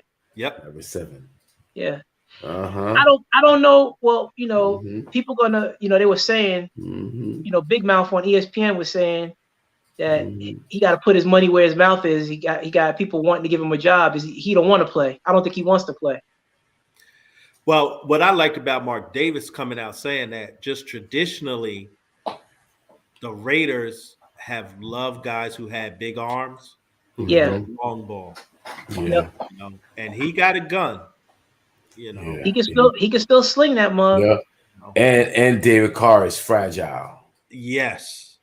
You need insurance, and you can get Kaepernick. He said he'll take the league minimum. He did say that. Yeah, I'll take the league minimum. And where's he been doing the majority of his working out? Vegas. Yep. It works. It makes sense. I want to put on record. I said 2 years ago he was going to get back in the league. It all makes sense. You said that. Hasn't happened yet. I don't want to jinx it. But like Coach said, it makes sense because the tide has turned with racism and all the things he stood for. Like, it's well accepted now. Yep. And then you see the travesty with January 6th. You see the other side show their ass. Yeah. Right. And he still maintained his self-respect, his dignity, so forth and so on. Stephen A. Smith is be on some BS because Kaepernick, to me, has handled himself like I think so too. A plus. Yes, he's made mistakes. Anybody would, given the circumstances, but he's navigated this thing with a level of dignity and integrity. Absolutely. I gotta respect 1,000%. I do. And it's a positive now. Now having him on the team is a positive. It's the Muhammad Ali effect. Your haters are going to become your biggest supporters. Yep. And it being Vegas, that's a draw. Vegas, because you have so many tourists and everything. People would come to the game because Kaepernick might play. Yep. Vegas works. And Yeah, I like you it. need draws in Vegas. You need draws. I don't know who else on that team actually is a draw. Well, they got Devontae Adams now. Oh, they do have Adams now. Yeah. Yeah, they picked him up, so they think that that's a plus. And he played with Carr at Fresno State, I think. Yes. They were teammates. Yeah. Man, So see, I'm telling you, I'm just gonna put it out there because it just makes sense. Yep. It makes sense. Your man is gonna win a Super Bowl with the Vegas Raiders. It makes sense. Let me tell you, the bull crap that's going on is not sports related, but my wife showed me the story today, and it just makes you just shake your head. So 2 young brothers were coming back from Colorado, black kids, and they got pulled over and arrested and fined $50,000 and given the felony charges for having CBD gummies. CBD gummies? Yeah, in Texas, North Texas. Texas. See, it's the setup that makes me mad. People out here getting rich, getting paid off of this legalizing marijuana, and they want to make an example of 2 young black kids that went to Colorado and came back with some gummies in Texas. That's what I'm talking about. It's like it's just stupid. And because they probably were from Colorado, those gummies probably had THC in them. So Probably. That's what got them. But I just feel like I think even in Texas with the CBD is a no-go. Oh, no, we got CBD stores everywhere out here. Oh, Yeah. okay. Oh, so yeah, it was That's what I'm trying to say. This doesn't like I will agree with Coach on that ingredient, but what I'm saying is everybody out here getting paid off this thing, and you trying to give cats cases when you got dudes with cocaine running around here, and y'all just let them off with a pat on the shoulder. It's just corny. The playbook is just so corny, man. Texas and Florida, don't play with them. Listen, I live out here, and I just shake my head. My wife and I be like, we're not retiring here. Yeah. Well, I will say with the cannabis, Florida is way more progressive than Texas is. Mm. Yeah, it's like it goes. Well, they've down. been progressive. It Florida's goes been down. progressive with drugs. Period. I mean, most of Miami was built. Yes, So, sir. Yeah, man. I mean, Florida's definitely been more progressive when it comes to drugs. Yeah, I would agree. They have. They're turning their back on Disney now, though. But they are progressive with drugs. Yeah, but the thing with that, off on the tangent, is they got spanked. DeSantis got spanked so crazy on that, bro. Because, like, first of all, legally by law, he can't do what he's trying to do. It's embedded so far in it. But if he was able to do it, it would leave the citizens of that county with $1 billion tax burden because of all of the stuff that Disney takes care of. So it's like you got egg on your face. Either way you slice it, like you look crazy. Yeah. Like it was Lua, which is on another note, Obama. Me and my wife were doing the knowledge in terms of the Affordable Care Act and the layers of legislation that had to be created to totally embed it in the system where the Republicans couldn't undo it. Right. Like the level of intelligence that goes into something like that is not the same level that doesn't know ahead of time that you can't do this here in Florida with Disney. Yeah, I think it's damn near. It's not constitutional, but it's damn near. That's how was put into it. Yeah. I mean, you see how much work they try to put into abolish it, and it was done with the intention of not letting it get torn down. Yeah. Yeah. So it's taking them a little while to even accomplish that, but I just had to. because it's about the narrative and how media shapes images and how we're constantly being portrayed a certain way, and it all has relevancy on the sports level all the way down to people out here buying gummies every day now. Like it's like a way of life, and you want to give kids a charge just because that's what the playbook is always called for. The rules of the game just change for just that reason. There's always a little fine print for us. That's it. So yes, you're right, Coach. That ingredient would warrant this. However, what caused that police officer to stop them in the first place? That's what you always wonder. That's what you always want to wonder. Did he have just cause? And ultimately, it may be thrown out if they can afford the proper legal representation or somebody to take up the case. Yeah, absolutely. Absolutely. Well, good news for Doc Rivers fans is 126-94 with 2 minutes left. Good God. Yeah, good for him. No, honestly, because he takes his lumps, whether deservedly so or not. It's good to see them get this win. Yeah, I picked them in 6 anyway. I actually just won a bet because my godson didn't believe that he was going to be over in 4. I said, nah, Toronto's good enough to win 2 games. Yeah. with Van Fleet getting hurt, that killed Toronto's chances, Yeah. Well, Van Fleet got hurt in the middle of the series and Scotty Barnes didn't play in the beginning of it. Right. So that was the perfect storm for them. And you need both those guys to even compete with anybody in the playoffs. Yeah. So Miami and Philly, who y'all got? I got Miami. Oh, Miami. Wow. Miami. All day. Wow. Okay. They're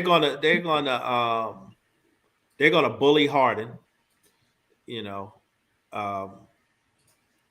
I mean, Embiid probably will have an incredible series against Miami, but they're gonna bully Harden and the rest of those guys.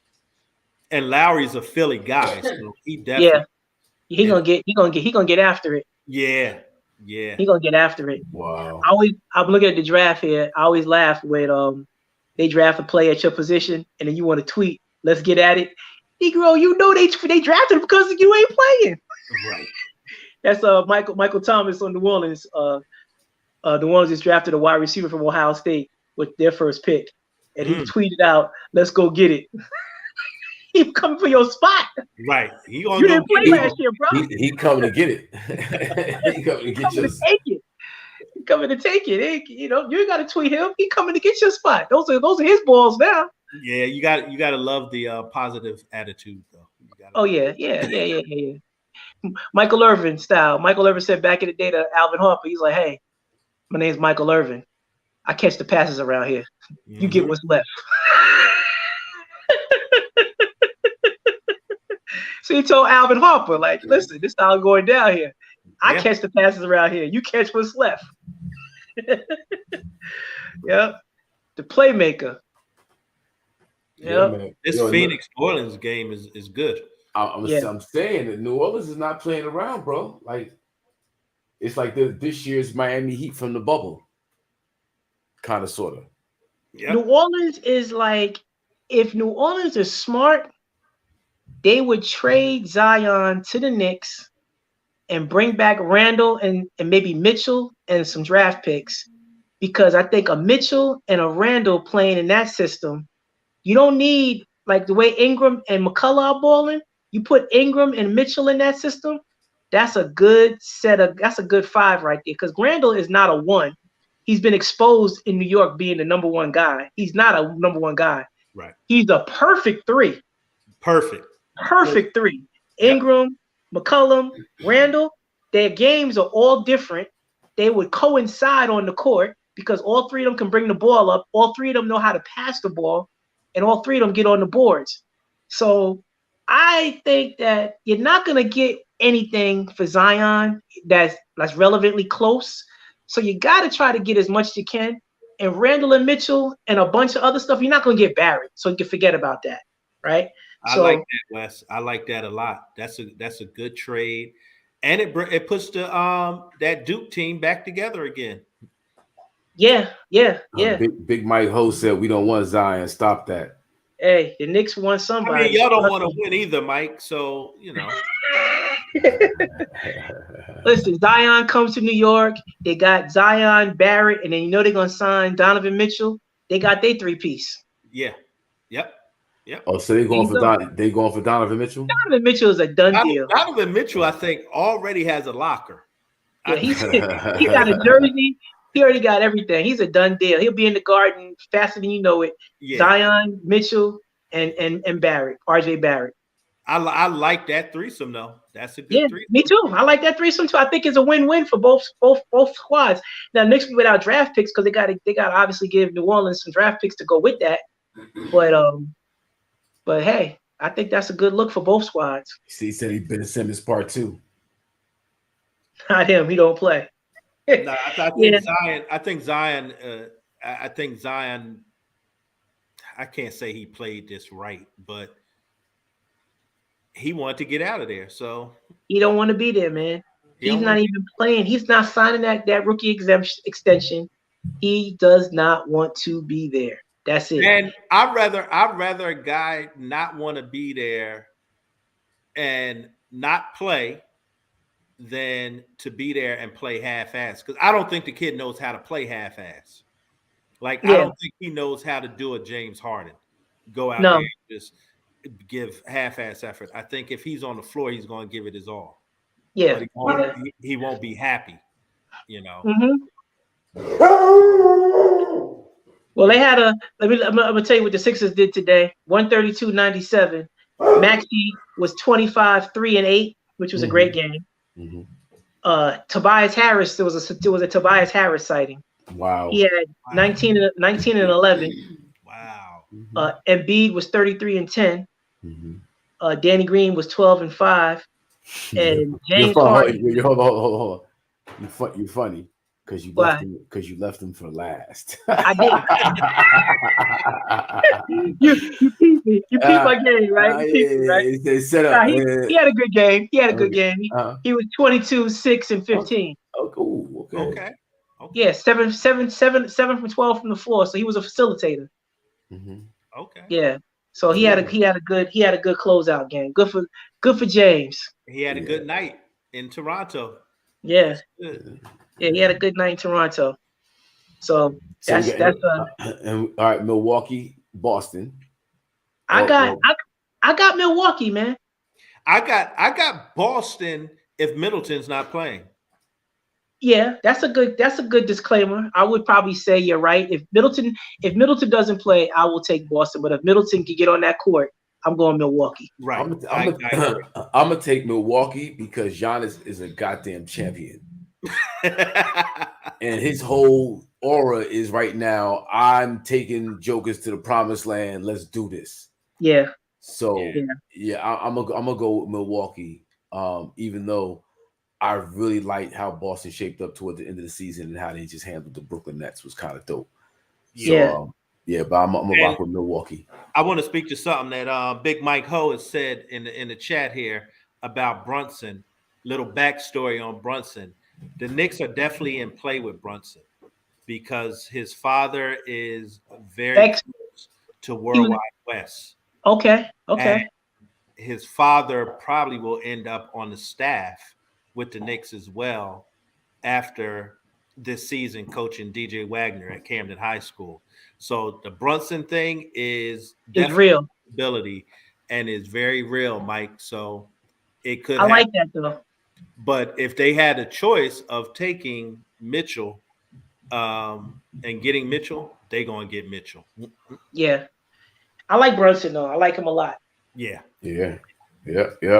I don't know if he's a starting point guard. Yeah. You know, I mean, he's done everything he's done coming off the bench and not having to do it from a starting standpoint night in and night out. And that's a difference. And that's where the Knicks have always made mistakes, bringing in guys off of their potential and what you think they can do night in and night out. You know, we didn't do too. We could also have an added segment because it wouldn't be a Mad IZM Sports episode without talking about the Lakers. So let's go through the Lakers that are still playing exercise. Danny Green had 12 and 5 tonight. Let me see who else is playing tonight. Oh, here it is. Brandon Ingram, 17, 3 and 11 right now. Larry Nance Jr., 12 points, 8 rebounds, 1 assist. Larry Nance Jr. back in the day, when they got traded away. Yeah. All the Lakers is not playing right now. Right. I don't think the Mavericks or the Jazz have anybody on the Lakers that. Excuse me, I forgot about JaVale McGee. My fault. Let me see what JaVale's doing today. Oh, you know what? No, actually, he does have rings. JaVale McGee's the JaVale only got a one who ring. has rings. He got rings outside of the Lakers. Yeah. He's the only one. JaVale's got his little 2.3 rebounds right now. Nobody else got rings yet. Yeah, they're playing for him though. The Lakers aren't. They're playing for it, but Lakers got that bubble chip. That was your four. That was your four. That was your two from the bubble chip, and two others, Larry Nance and Brandon Ingram. Just wanted to give a Lakers that are still playing update. Oh yeah, that was good. Speaking of Lakers that are still playing, so the rumors about Russell Westbrook are floating around. They said he scrubbed his social media for all. Yeah, he took his social media down. Yeah. Is that's the new thing now? So if I don't come on Madison no more, I'm just gonna scrub my internet. So, hey, I'm not even gonna say what that is, but it's just so. They all do that though. That's the thing. You take all your stuff down from the team that you was on. I get it. Yeah, okay. Passive aggressive to the passive aggressive. It's still look at me though. Look at me. We want to use the B word. We won't, but that's what it is. Is it the B with the ness at the end? Yes. And the ASS in the middle? Yeah.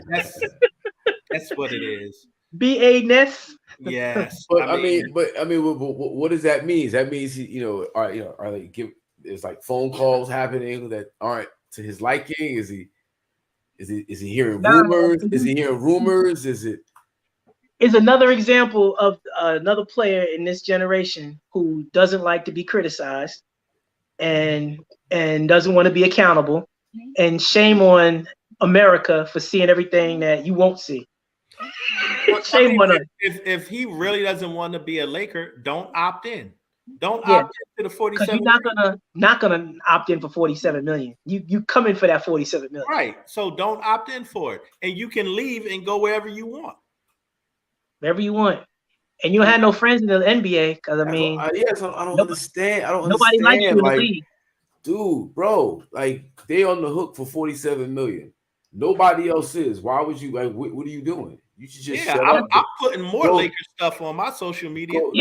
I'm like, I got the purple here. I got the gold here. I got the white jersey here. I got the throwback blue here. I got them all on my page. He should be doing events, meet and greets, and more than anything, working on his goddamn game. Yeah. That's why I would like to hear that. Oh man, you hear Russell Westbrook got a closed camp with fucking Isaiah or some shit. I don't know. Or, he got with Magic. Russ and Magic. No, how about you just get a shooting coach? Take $1 million of that 47 mil and put it towards the shooting coach. That's it. And then, he also might need some film work on, not turning the ball over. But I got an idea. Russ just need to hit us up at IZM SPORTS. We'll get you with Dr. Coach E. Yeah, that's it. I'm saying, and I'll get him right. He'll be in play. Yeah, it's not that hard, man. It's not that hard. I'm not even like I said. I just take a cool meal. I'll get him right.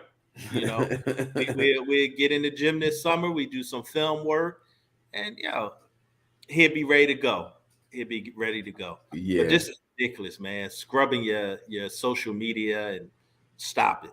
Just stop. I don't get that at all. Like, what was the cause? And if you don't want to be there or you don't like it, I want to leave. He's not going to say that because he wants. That's the MO of the generation. Things get tight in your home court or just anywhere you are. You want to go to a new situation immediately. Put it in the microwave and heat it up. You don't heat it up in the oven and let it cook. You just get out. That's it. Run. It's the fight or flight. Syndrome. We all have it. You either gonna fight through, or you're gonna fly away. Yeah. That generation is all flight. You know, it's all flight. Mike, I got There you go. There you go. 50K. Can I throw him the pass for 50K?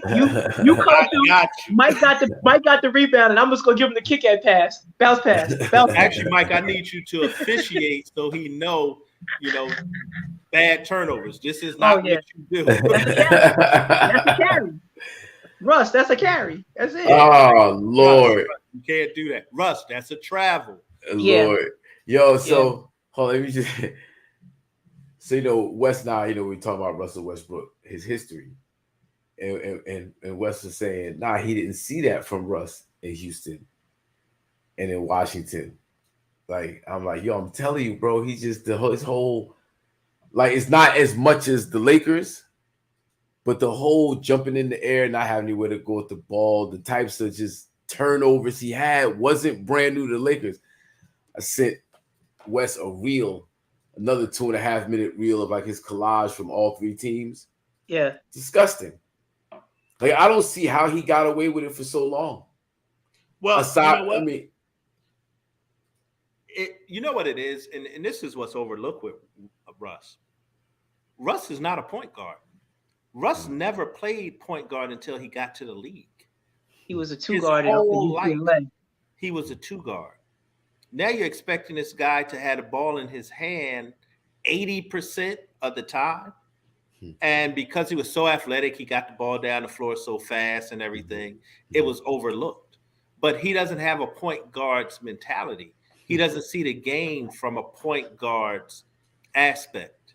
And then you put on the icing on the cake is he's also never been a third option ever. No. Ever. So it was all of that combined. You put it in a pot and make him a third option for a dude that thinks he's the one all the time. It's a disaster. Yeah. He's never been a third guy ever. That's it. So maybe college, because they had Kevin Love, they had him, they had Holiday. There were 4 of them there. They all went pro. His whole I think the whole starting 5 went pro. Yeah. Yeah. Kevin Love, him, but yeah, I mean, so it's disgusting. You asking something from a guy who you put him in a position that he's not equipped to be in. Yeah, he's not. He's not in a position to be successful. No, not at all. Yeah. Not at all. Well, but I also think that we saw it because Kevin Durant said it. That's why we paid attention to it after Durant said it. And because everybody was like, see, Durant was right. And Durant goes and wins. And then people looked at it even more because Durant said it. And then Paul George pulled off the birthday party and then left him right after the birthday party thing. You're like, well, Paul George is shaky anyway. So let's call that what it is too. So that's a bad messenger, but that happens. So again, it just looks is horrible. And then the icing on the cake, like I said, and I said this when we got signed with the Lakers. He is the perfect scapegoat for a bad season. Yeah. Before the season started. And we was on Westbrook from the minute the ball was tipped. His first Westbrook was on Sports Center from game 1 to game 17. It was all Westbrook's fault. That was the first like 3 weeks of the season. It was all Westbrook's fault. Like they have, and look at their whole season. They won what, 20? They won what? How many games did they win? 20-something games. 20-something. I don't know. It was disgusting. Whatever they won, but yeah, I just that whole scenario. But then I just go back, like, again, and you just kind of look at players, and everybody needs somebody to win championships. There's nobody that wins without anybody. That's right. But every time I kind of look at, like, when I think about Shaq and Kobe when they played together, well, first of all, they challenged each other, right? They made each other better. They both, either one will say it to each other, but maybe they did after the fact, but they both made each other better at the time. And the role players are always going to be good when you have good superstars, right? Role players.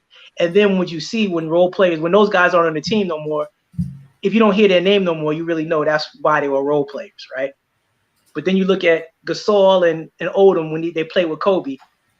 They played with Kobe and they became better versions of themselves. Yeah.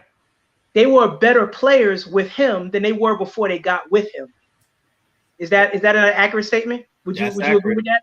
Because Gasol definitely wasn't that in Memphis. And Lamar Odom was a train wreck before he came to LA. Before he came to play with Kobe.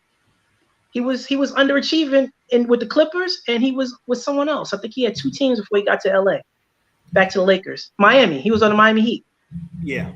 Yeah, those were the 2 teams he was in. But on that squad with that superstar, he still did what he did, but they were better players with him. Yeah. And Kobe held them accountable. He held them accountable. I want to see the Lakers. I know this is a weird take. I want to see the Lakers trade LeBron literally across the hall to the Clippers for Kawhi. I said the same thing to somebody the other day. My man, I said, yo, my boy Aaron, I was like, yo, the Lakers should trade LeBron right across the hall. And my reason for it is extremely selfish. I don't feel LeBron deserves to break Kareem's record in a Lakers uniform. Because I still consider Kareem the greatest of all time. And I don't want to see LeBron break the record in a Lakers uniform the way he hated himself with this whole Westbrook debacle. Let him go across the hall, break the record in the rafters with a Lakers jersey. We'll see it. I didn't say trade him for that reason, but I just wanted him gone. Like I didn't care about the record at this point. I was like, whatever. Yeah, but he's dripping with hate over here. Hey man, I'm a Lakers fan, and man, nah, not King James. Not King James. Not King James in the purple and gold, bro. No. Nah. He breaking. It's funny. One of my boys said the same thing to me, Coach. He was like, "How you gonna handle King James breaking your boy Kareem's record in that uniform?" I was like, "Well," I said, "I don't even know. I don't even know how I was gonna handle it because I mean, like JT is saying, the record was gonna be the one to break it. Yeah. Like there was no doubt who was gonna break it. I mean, so that was decided like 5 years ago. Yeah, like he was on pace. Look, regardless of what team he was on pace to get the record. Yep. Regardless, what he had to do was stay healthy, and he did. Right. Because all the other, he didn't play 14 seasons like Mike. Yeah. He played 19, so we get it. Yeah, he's gonna break the record. And him being in LA. Yeah, is LA going to LeBron? We want you to come here to break that record here. More than I could agree with that. I think there's a piece of that they want that to happen in LA. And let me ask you a question, guys. Being a Laker fan as you are, prior to LeBron coming and Kobe passing, outside of the buses, who was the most powerful person in the Lakers organization? Outside of the buses, prior to LeBron coming and Kobe passing, the most powerful person is Magic. Well, I would say Magic or Kobe because Kobe was still alive. Yeah. I would think Kobe because Magic was so hands off during that. I would think Kobe. Oh, I mean, it was definitely Kobe. I mean, that's why Pelinka is in the position he's in. Kobe got Pelinka the job. But I think Magic has always been in Jenny Buss' ear. Mm-hmm. Oh, for sure. But Magic, even when Kobe got Pelinka the job, but Kobe went through Magic to get approval for it. Yeah. He didn't just like call the shots. He asked for Magic's counsel on that pick, and then Rob Pelinka showed you who Rob Pelinka was on his own. So, I mean, all Kobe can do is say how he represented me as an agent and as a friend. But when he got with Magic, it was something totally different because they both wanted power. Right.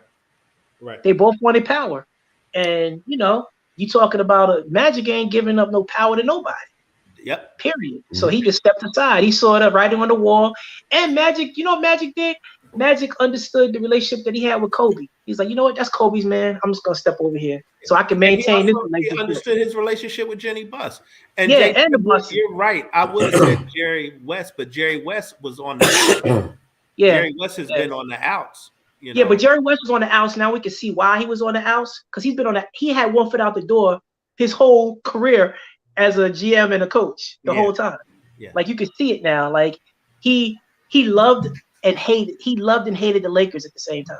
Yeah. He loved the Lakers. Remember when they brought in Phil Jackson, that's when Jerry West started really having a problem. Because Phil was dating Jenny. It's like, just what we doing? You know, we bringing in boyfriends. But it was also somebody with just as much as an ego as him. Yes. Just like when Magic came, Jerry West didn't like Magic because he felt that he was too much of a what? Like he couldn't explain it, but Jerry West didn't like nobody that was going to challenge his whatever it was. Yep. His legacy. And that's what it really boiled down to. Jerry West arguably might be the best GM of all time. I agree. You know, easily.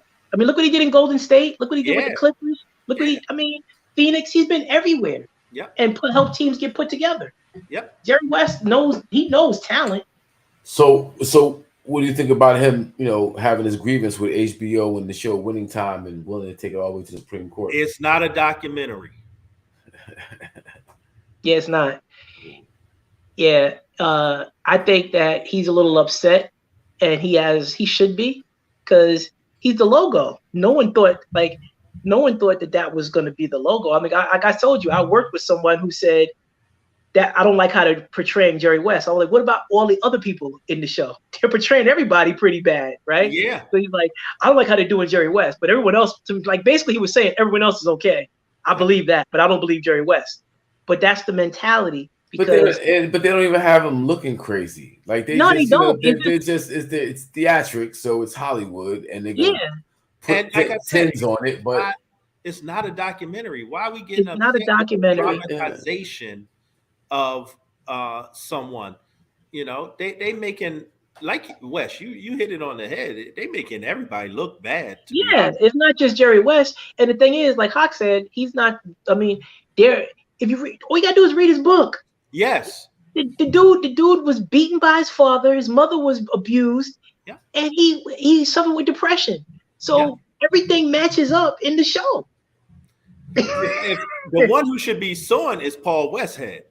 Oh my God! They making him they got him looking crazy. They got him looking like he's not even got a backbone. Like he's not even he got him bleeding on himself, just looking crazy. Like he's looking like an idiot. And here this man is a professor and just really intelligent guy, and making him look like an idiot. Yeah, but what I want to know is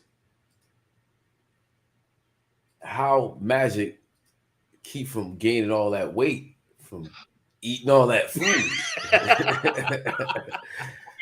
I mean, how do he keep his weight down? I mean, every 5 minutes he had a plate of food in front of him. I was like, what's going on? But it was low. It was low calorie food. Low calorie food. It's higher protein, low higher protein, low calorie. Magic had his napkin around his neck. He go Magic. Yo, the last episode. The last episode, which I didn't know this. With Cookie's best friend, I was like, I read up on that. That never happened. Okay, I was about to say that's wild. He's a wild boy. That's creative license, though. There is a woman that was like a supposedly when him and Cookie was on a break. There was a woman that allegedly he got pregnant, knocked up. But that, in terms of the best friend thing, happened. That didn't happen. Okay, I was like, that's wild. If he did that. Woo. No. Yeah, let me tell you what Chris Paul is doing. It's 10 seconds left or 13 seconds left in the game. They up 114-109.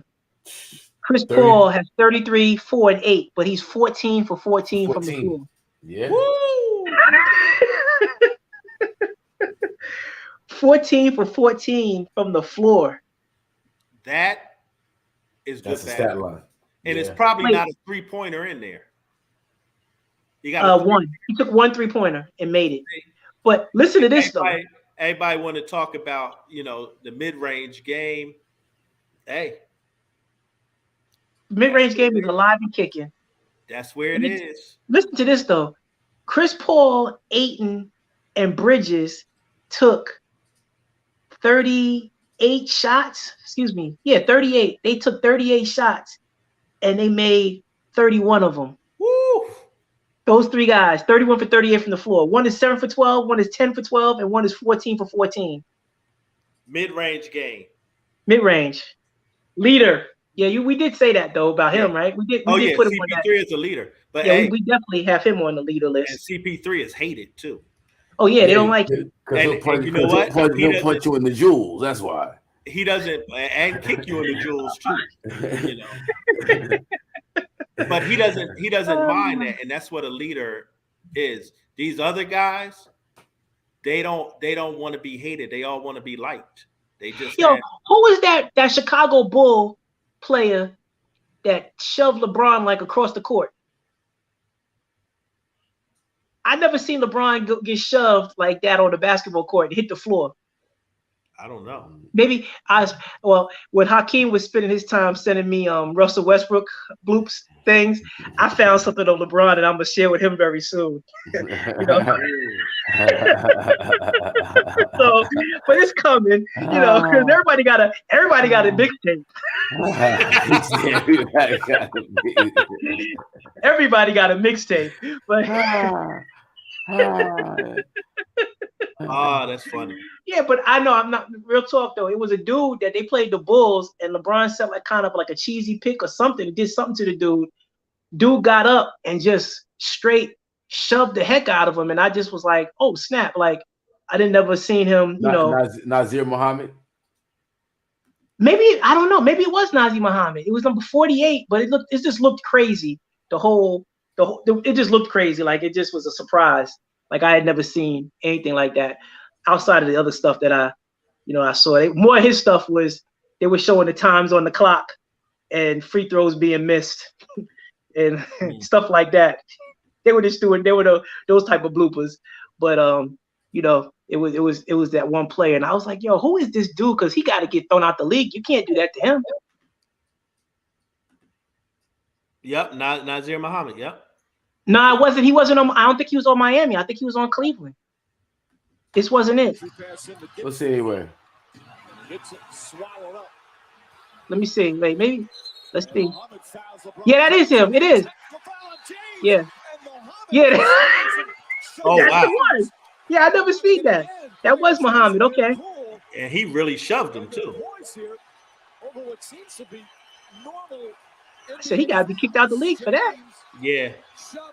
He should.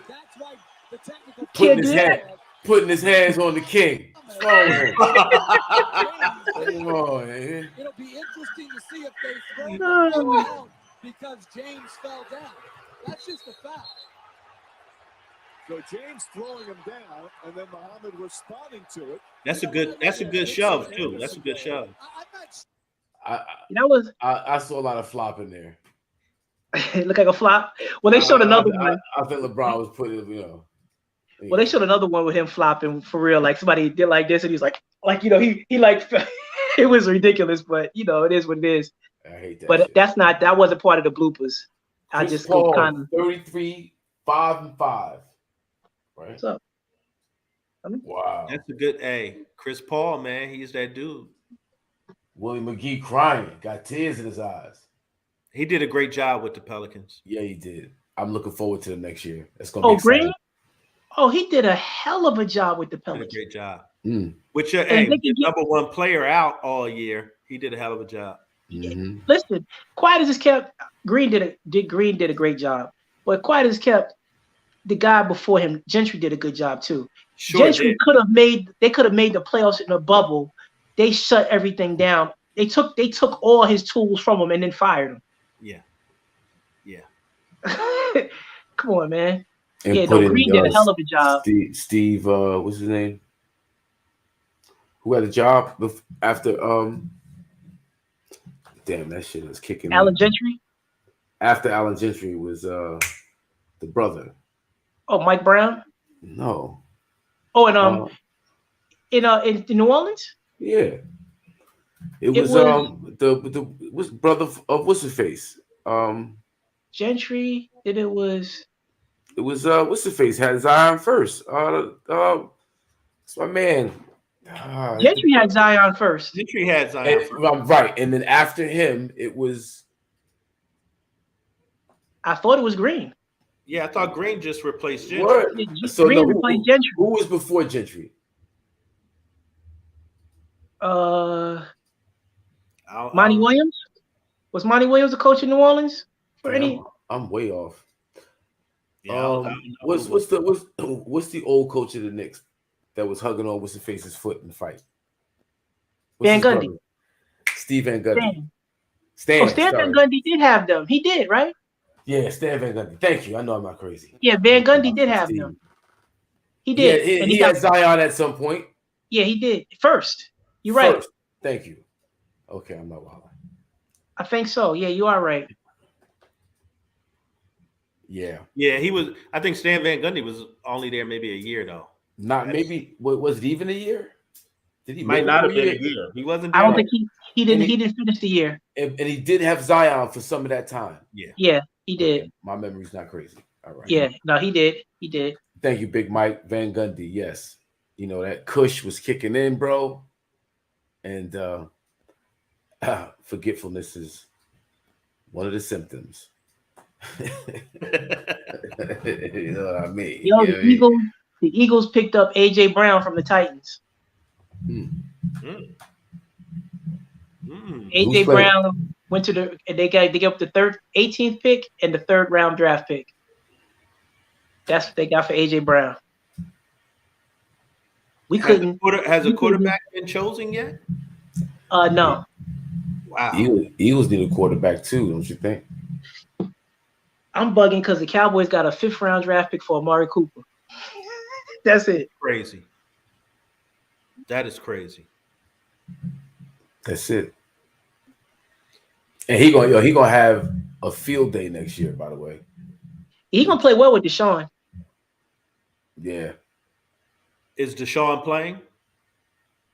Well, they still trying to figure all that out because again, I think what the NFL is trying to do is figure out what the hell the charges are going to be. An erection? What they're going to charge him with? There's really no criminal. There's no criminal case. There's no police. Criminal. There's no police report. So even the NFL behavior thing that they're talking about, inappropriate behavior. What did he do? Right. Yeah. What did he do? You can't suspend him for this now. You got to let him play. Volume? He getting suspended for volume? Right. I mean, really, I'm not trying to be facetious. Like, what we talking about here? The NFL is trying to figure this out right now because there's no logical, like, there's like with Zeke, you had the smoke with the girl, the abuse, and there was no charge, but he actually did something, yada yada yada. But it's what's the charge? Right. There's nothing there. You can't suspend guys over civil lawsuits. I'm good.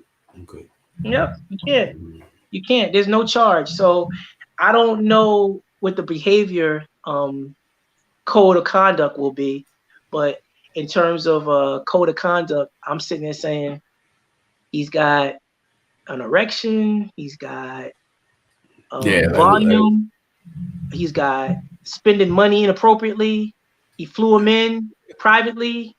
I don't know. He didn't physically beat anybody. He didn't verbally abuse anybody. Right. What are the inappropriate charges? He served his year. He served a year already. He didn't play for a season. He didn't play 16 games, 17 if you want to. They played 17 last year. He didn't play any of them. There's no reason for the man not to play again this year. Does he have a lawsuit? He should. Possibly. He could sue the NFL if he could have a grievance with the NFL. Yeah.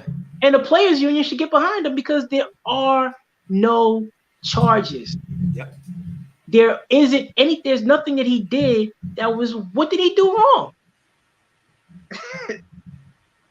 Did Irsay serve any time from the NFL for having 50 grand in a briefcase, cocaine, and a gun in the front seat at 4 o'clock in the morning?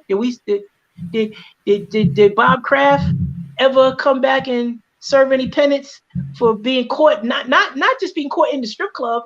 I mean, in the massage parlor. There was a sting. They raided it, and he was in there. They lost the tape. They lost the tape. Come on, man. You know, I'm just saying. They lost the tape. It's like let's just let it go, man. The dude did a year. That's it. There's no other opinion about it. Like, just leave it alone. Let him play.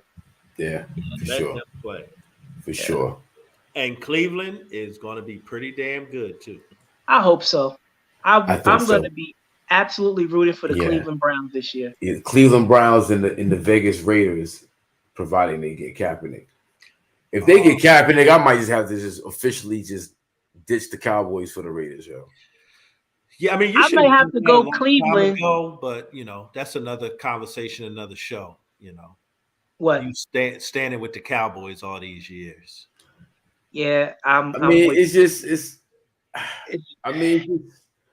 I grew up on them. So I understand. You know, I like to see when they do good. They haven't done well in a long time, so that didn't happen too often. But standing by Jerry Jones and his shenanigans, I don't know. Listen, Coach, it pains me every day. I've been looking for the application for the out card. I've been asking about the Pittsburgh Steelers for a couple of years. I've been wanting to just jump on. I was like, I had a choice back in '78. I had a choice. I could have. They were both in the Super Bowl. Yep. I went with the shiny car. Yeah, well, I'll tell you right now, brother. If they pick up Kaepernick, I'm going to be a Raider fan. I just would think the Raiders fit more along your lines of thinking. You know, they're renegades, they're rebels. You know, I think they just fit better. You know what it was in '78 when I saw the boys, that front line, get down the stands and raise up, touch the pass. You know what I'm saying? It's like, and then they the only team that had the shotgun. They were the only team that went the shotgun. Yeah. Tony Dorsett. You got Drew Pearson, Tony Hill. Yeah, Roger Staubach. Robert Staubach. I like Robert Billy Dupree. You know what I mean? Nah, I mean they were formidable. You know, being a 49ers fan, of course, I hate the Cowboys, but you know, I understand. But Harvey Martin, Too Tall Jones, Randy White.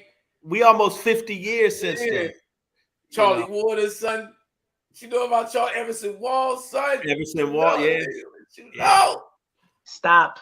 It's Robert Newhouse. Robert Newhouse. Come on, Hollywood. Man. I have my namesake, Hollywood Henderson. Come on, Hollywood Henderson. Yes. Doug Cosby and them. Can't forget Raphael Septien. You know what I'm saying? Yeah, Raphael Septien. Word is bond. Come on, man. It's time to leave them. It's time to leave them.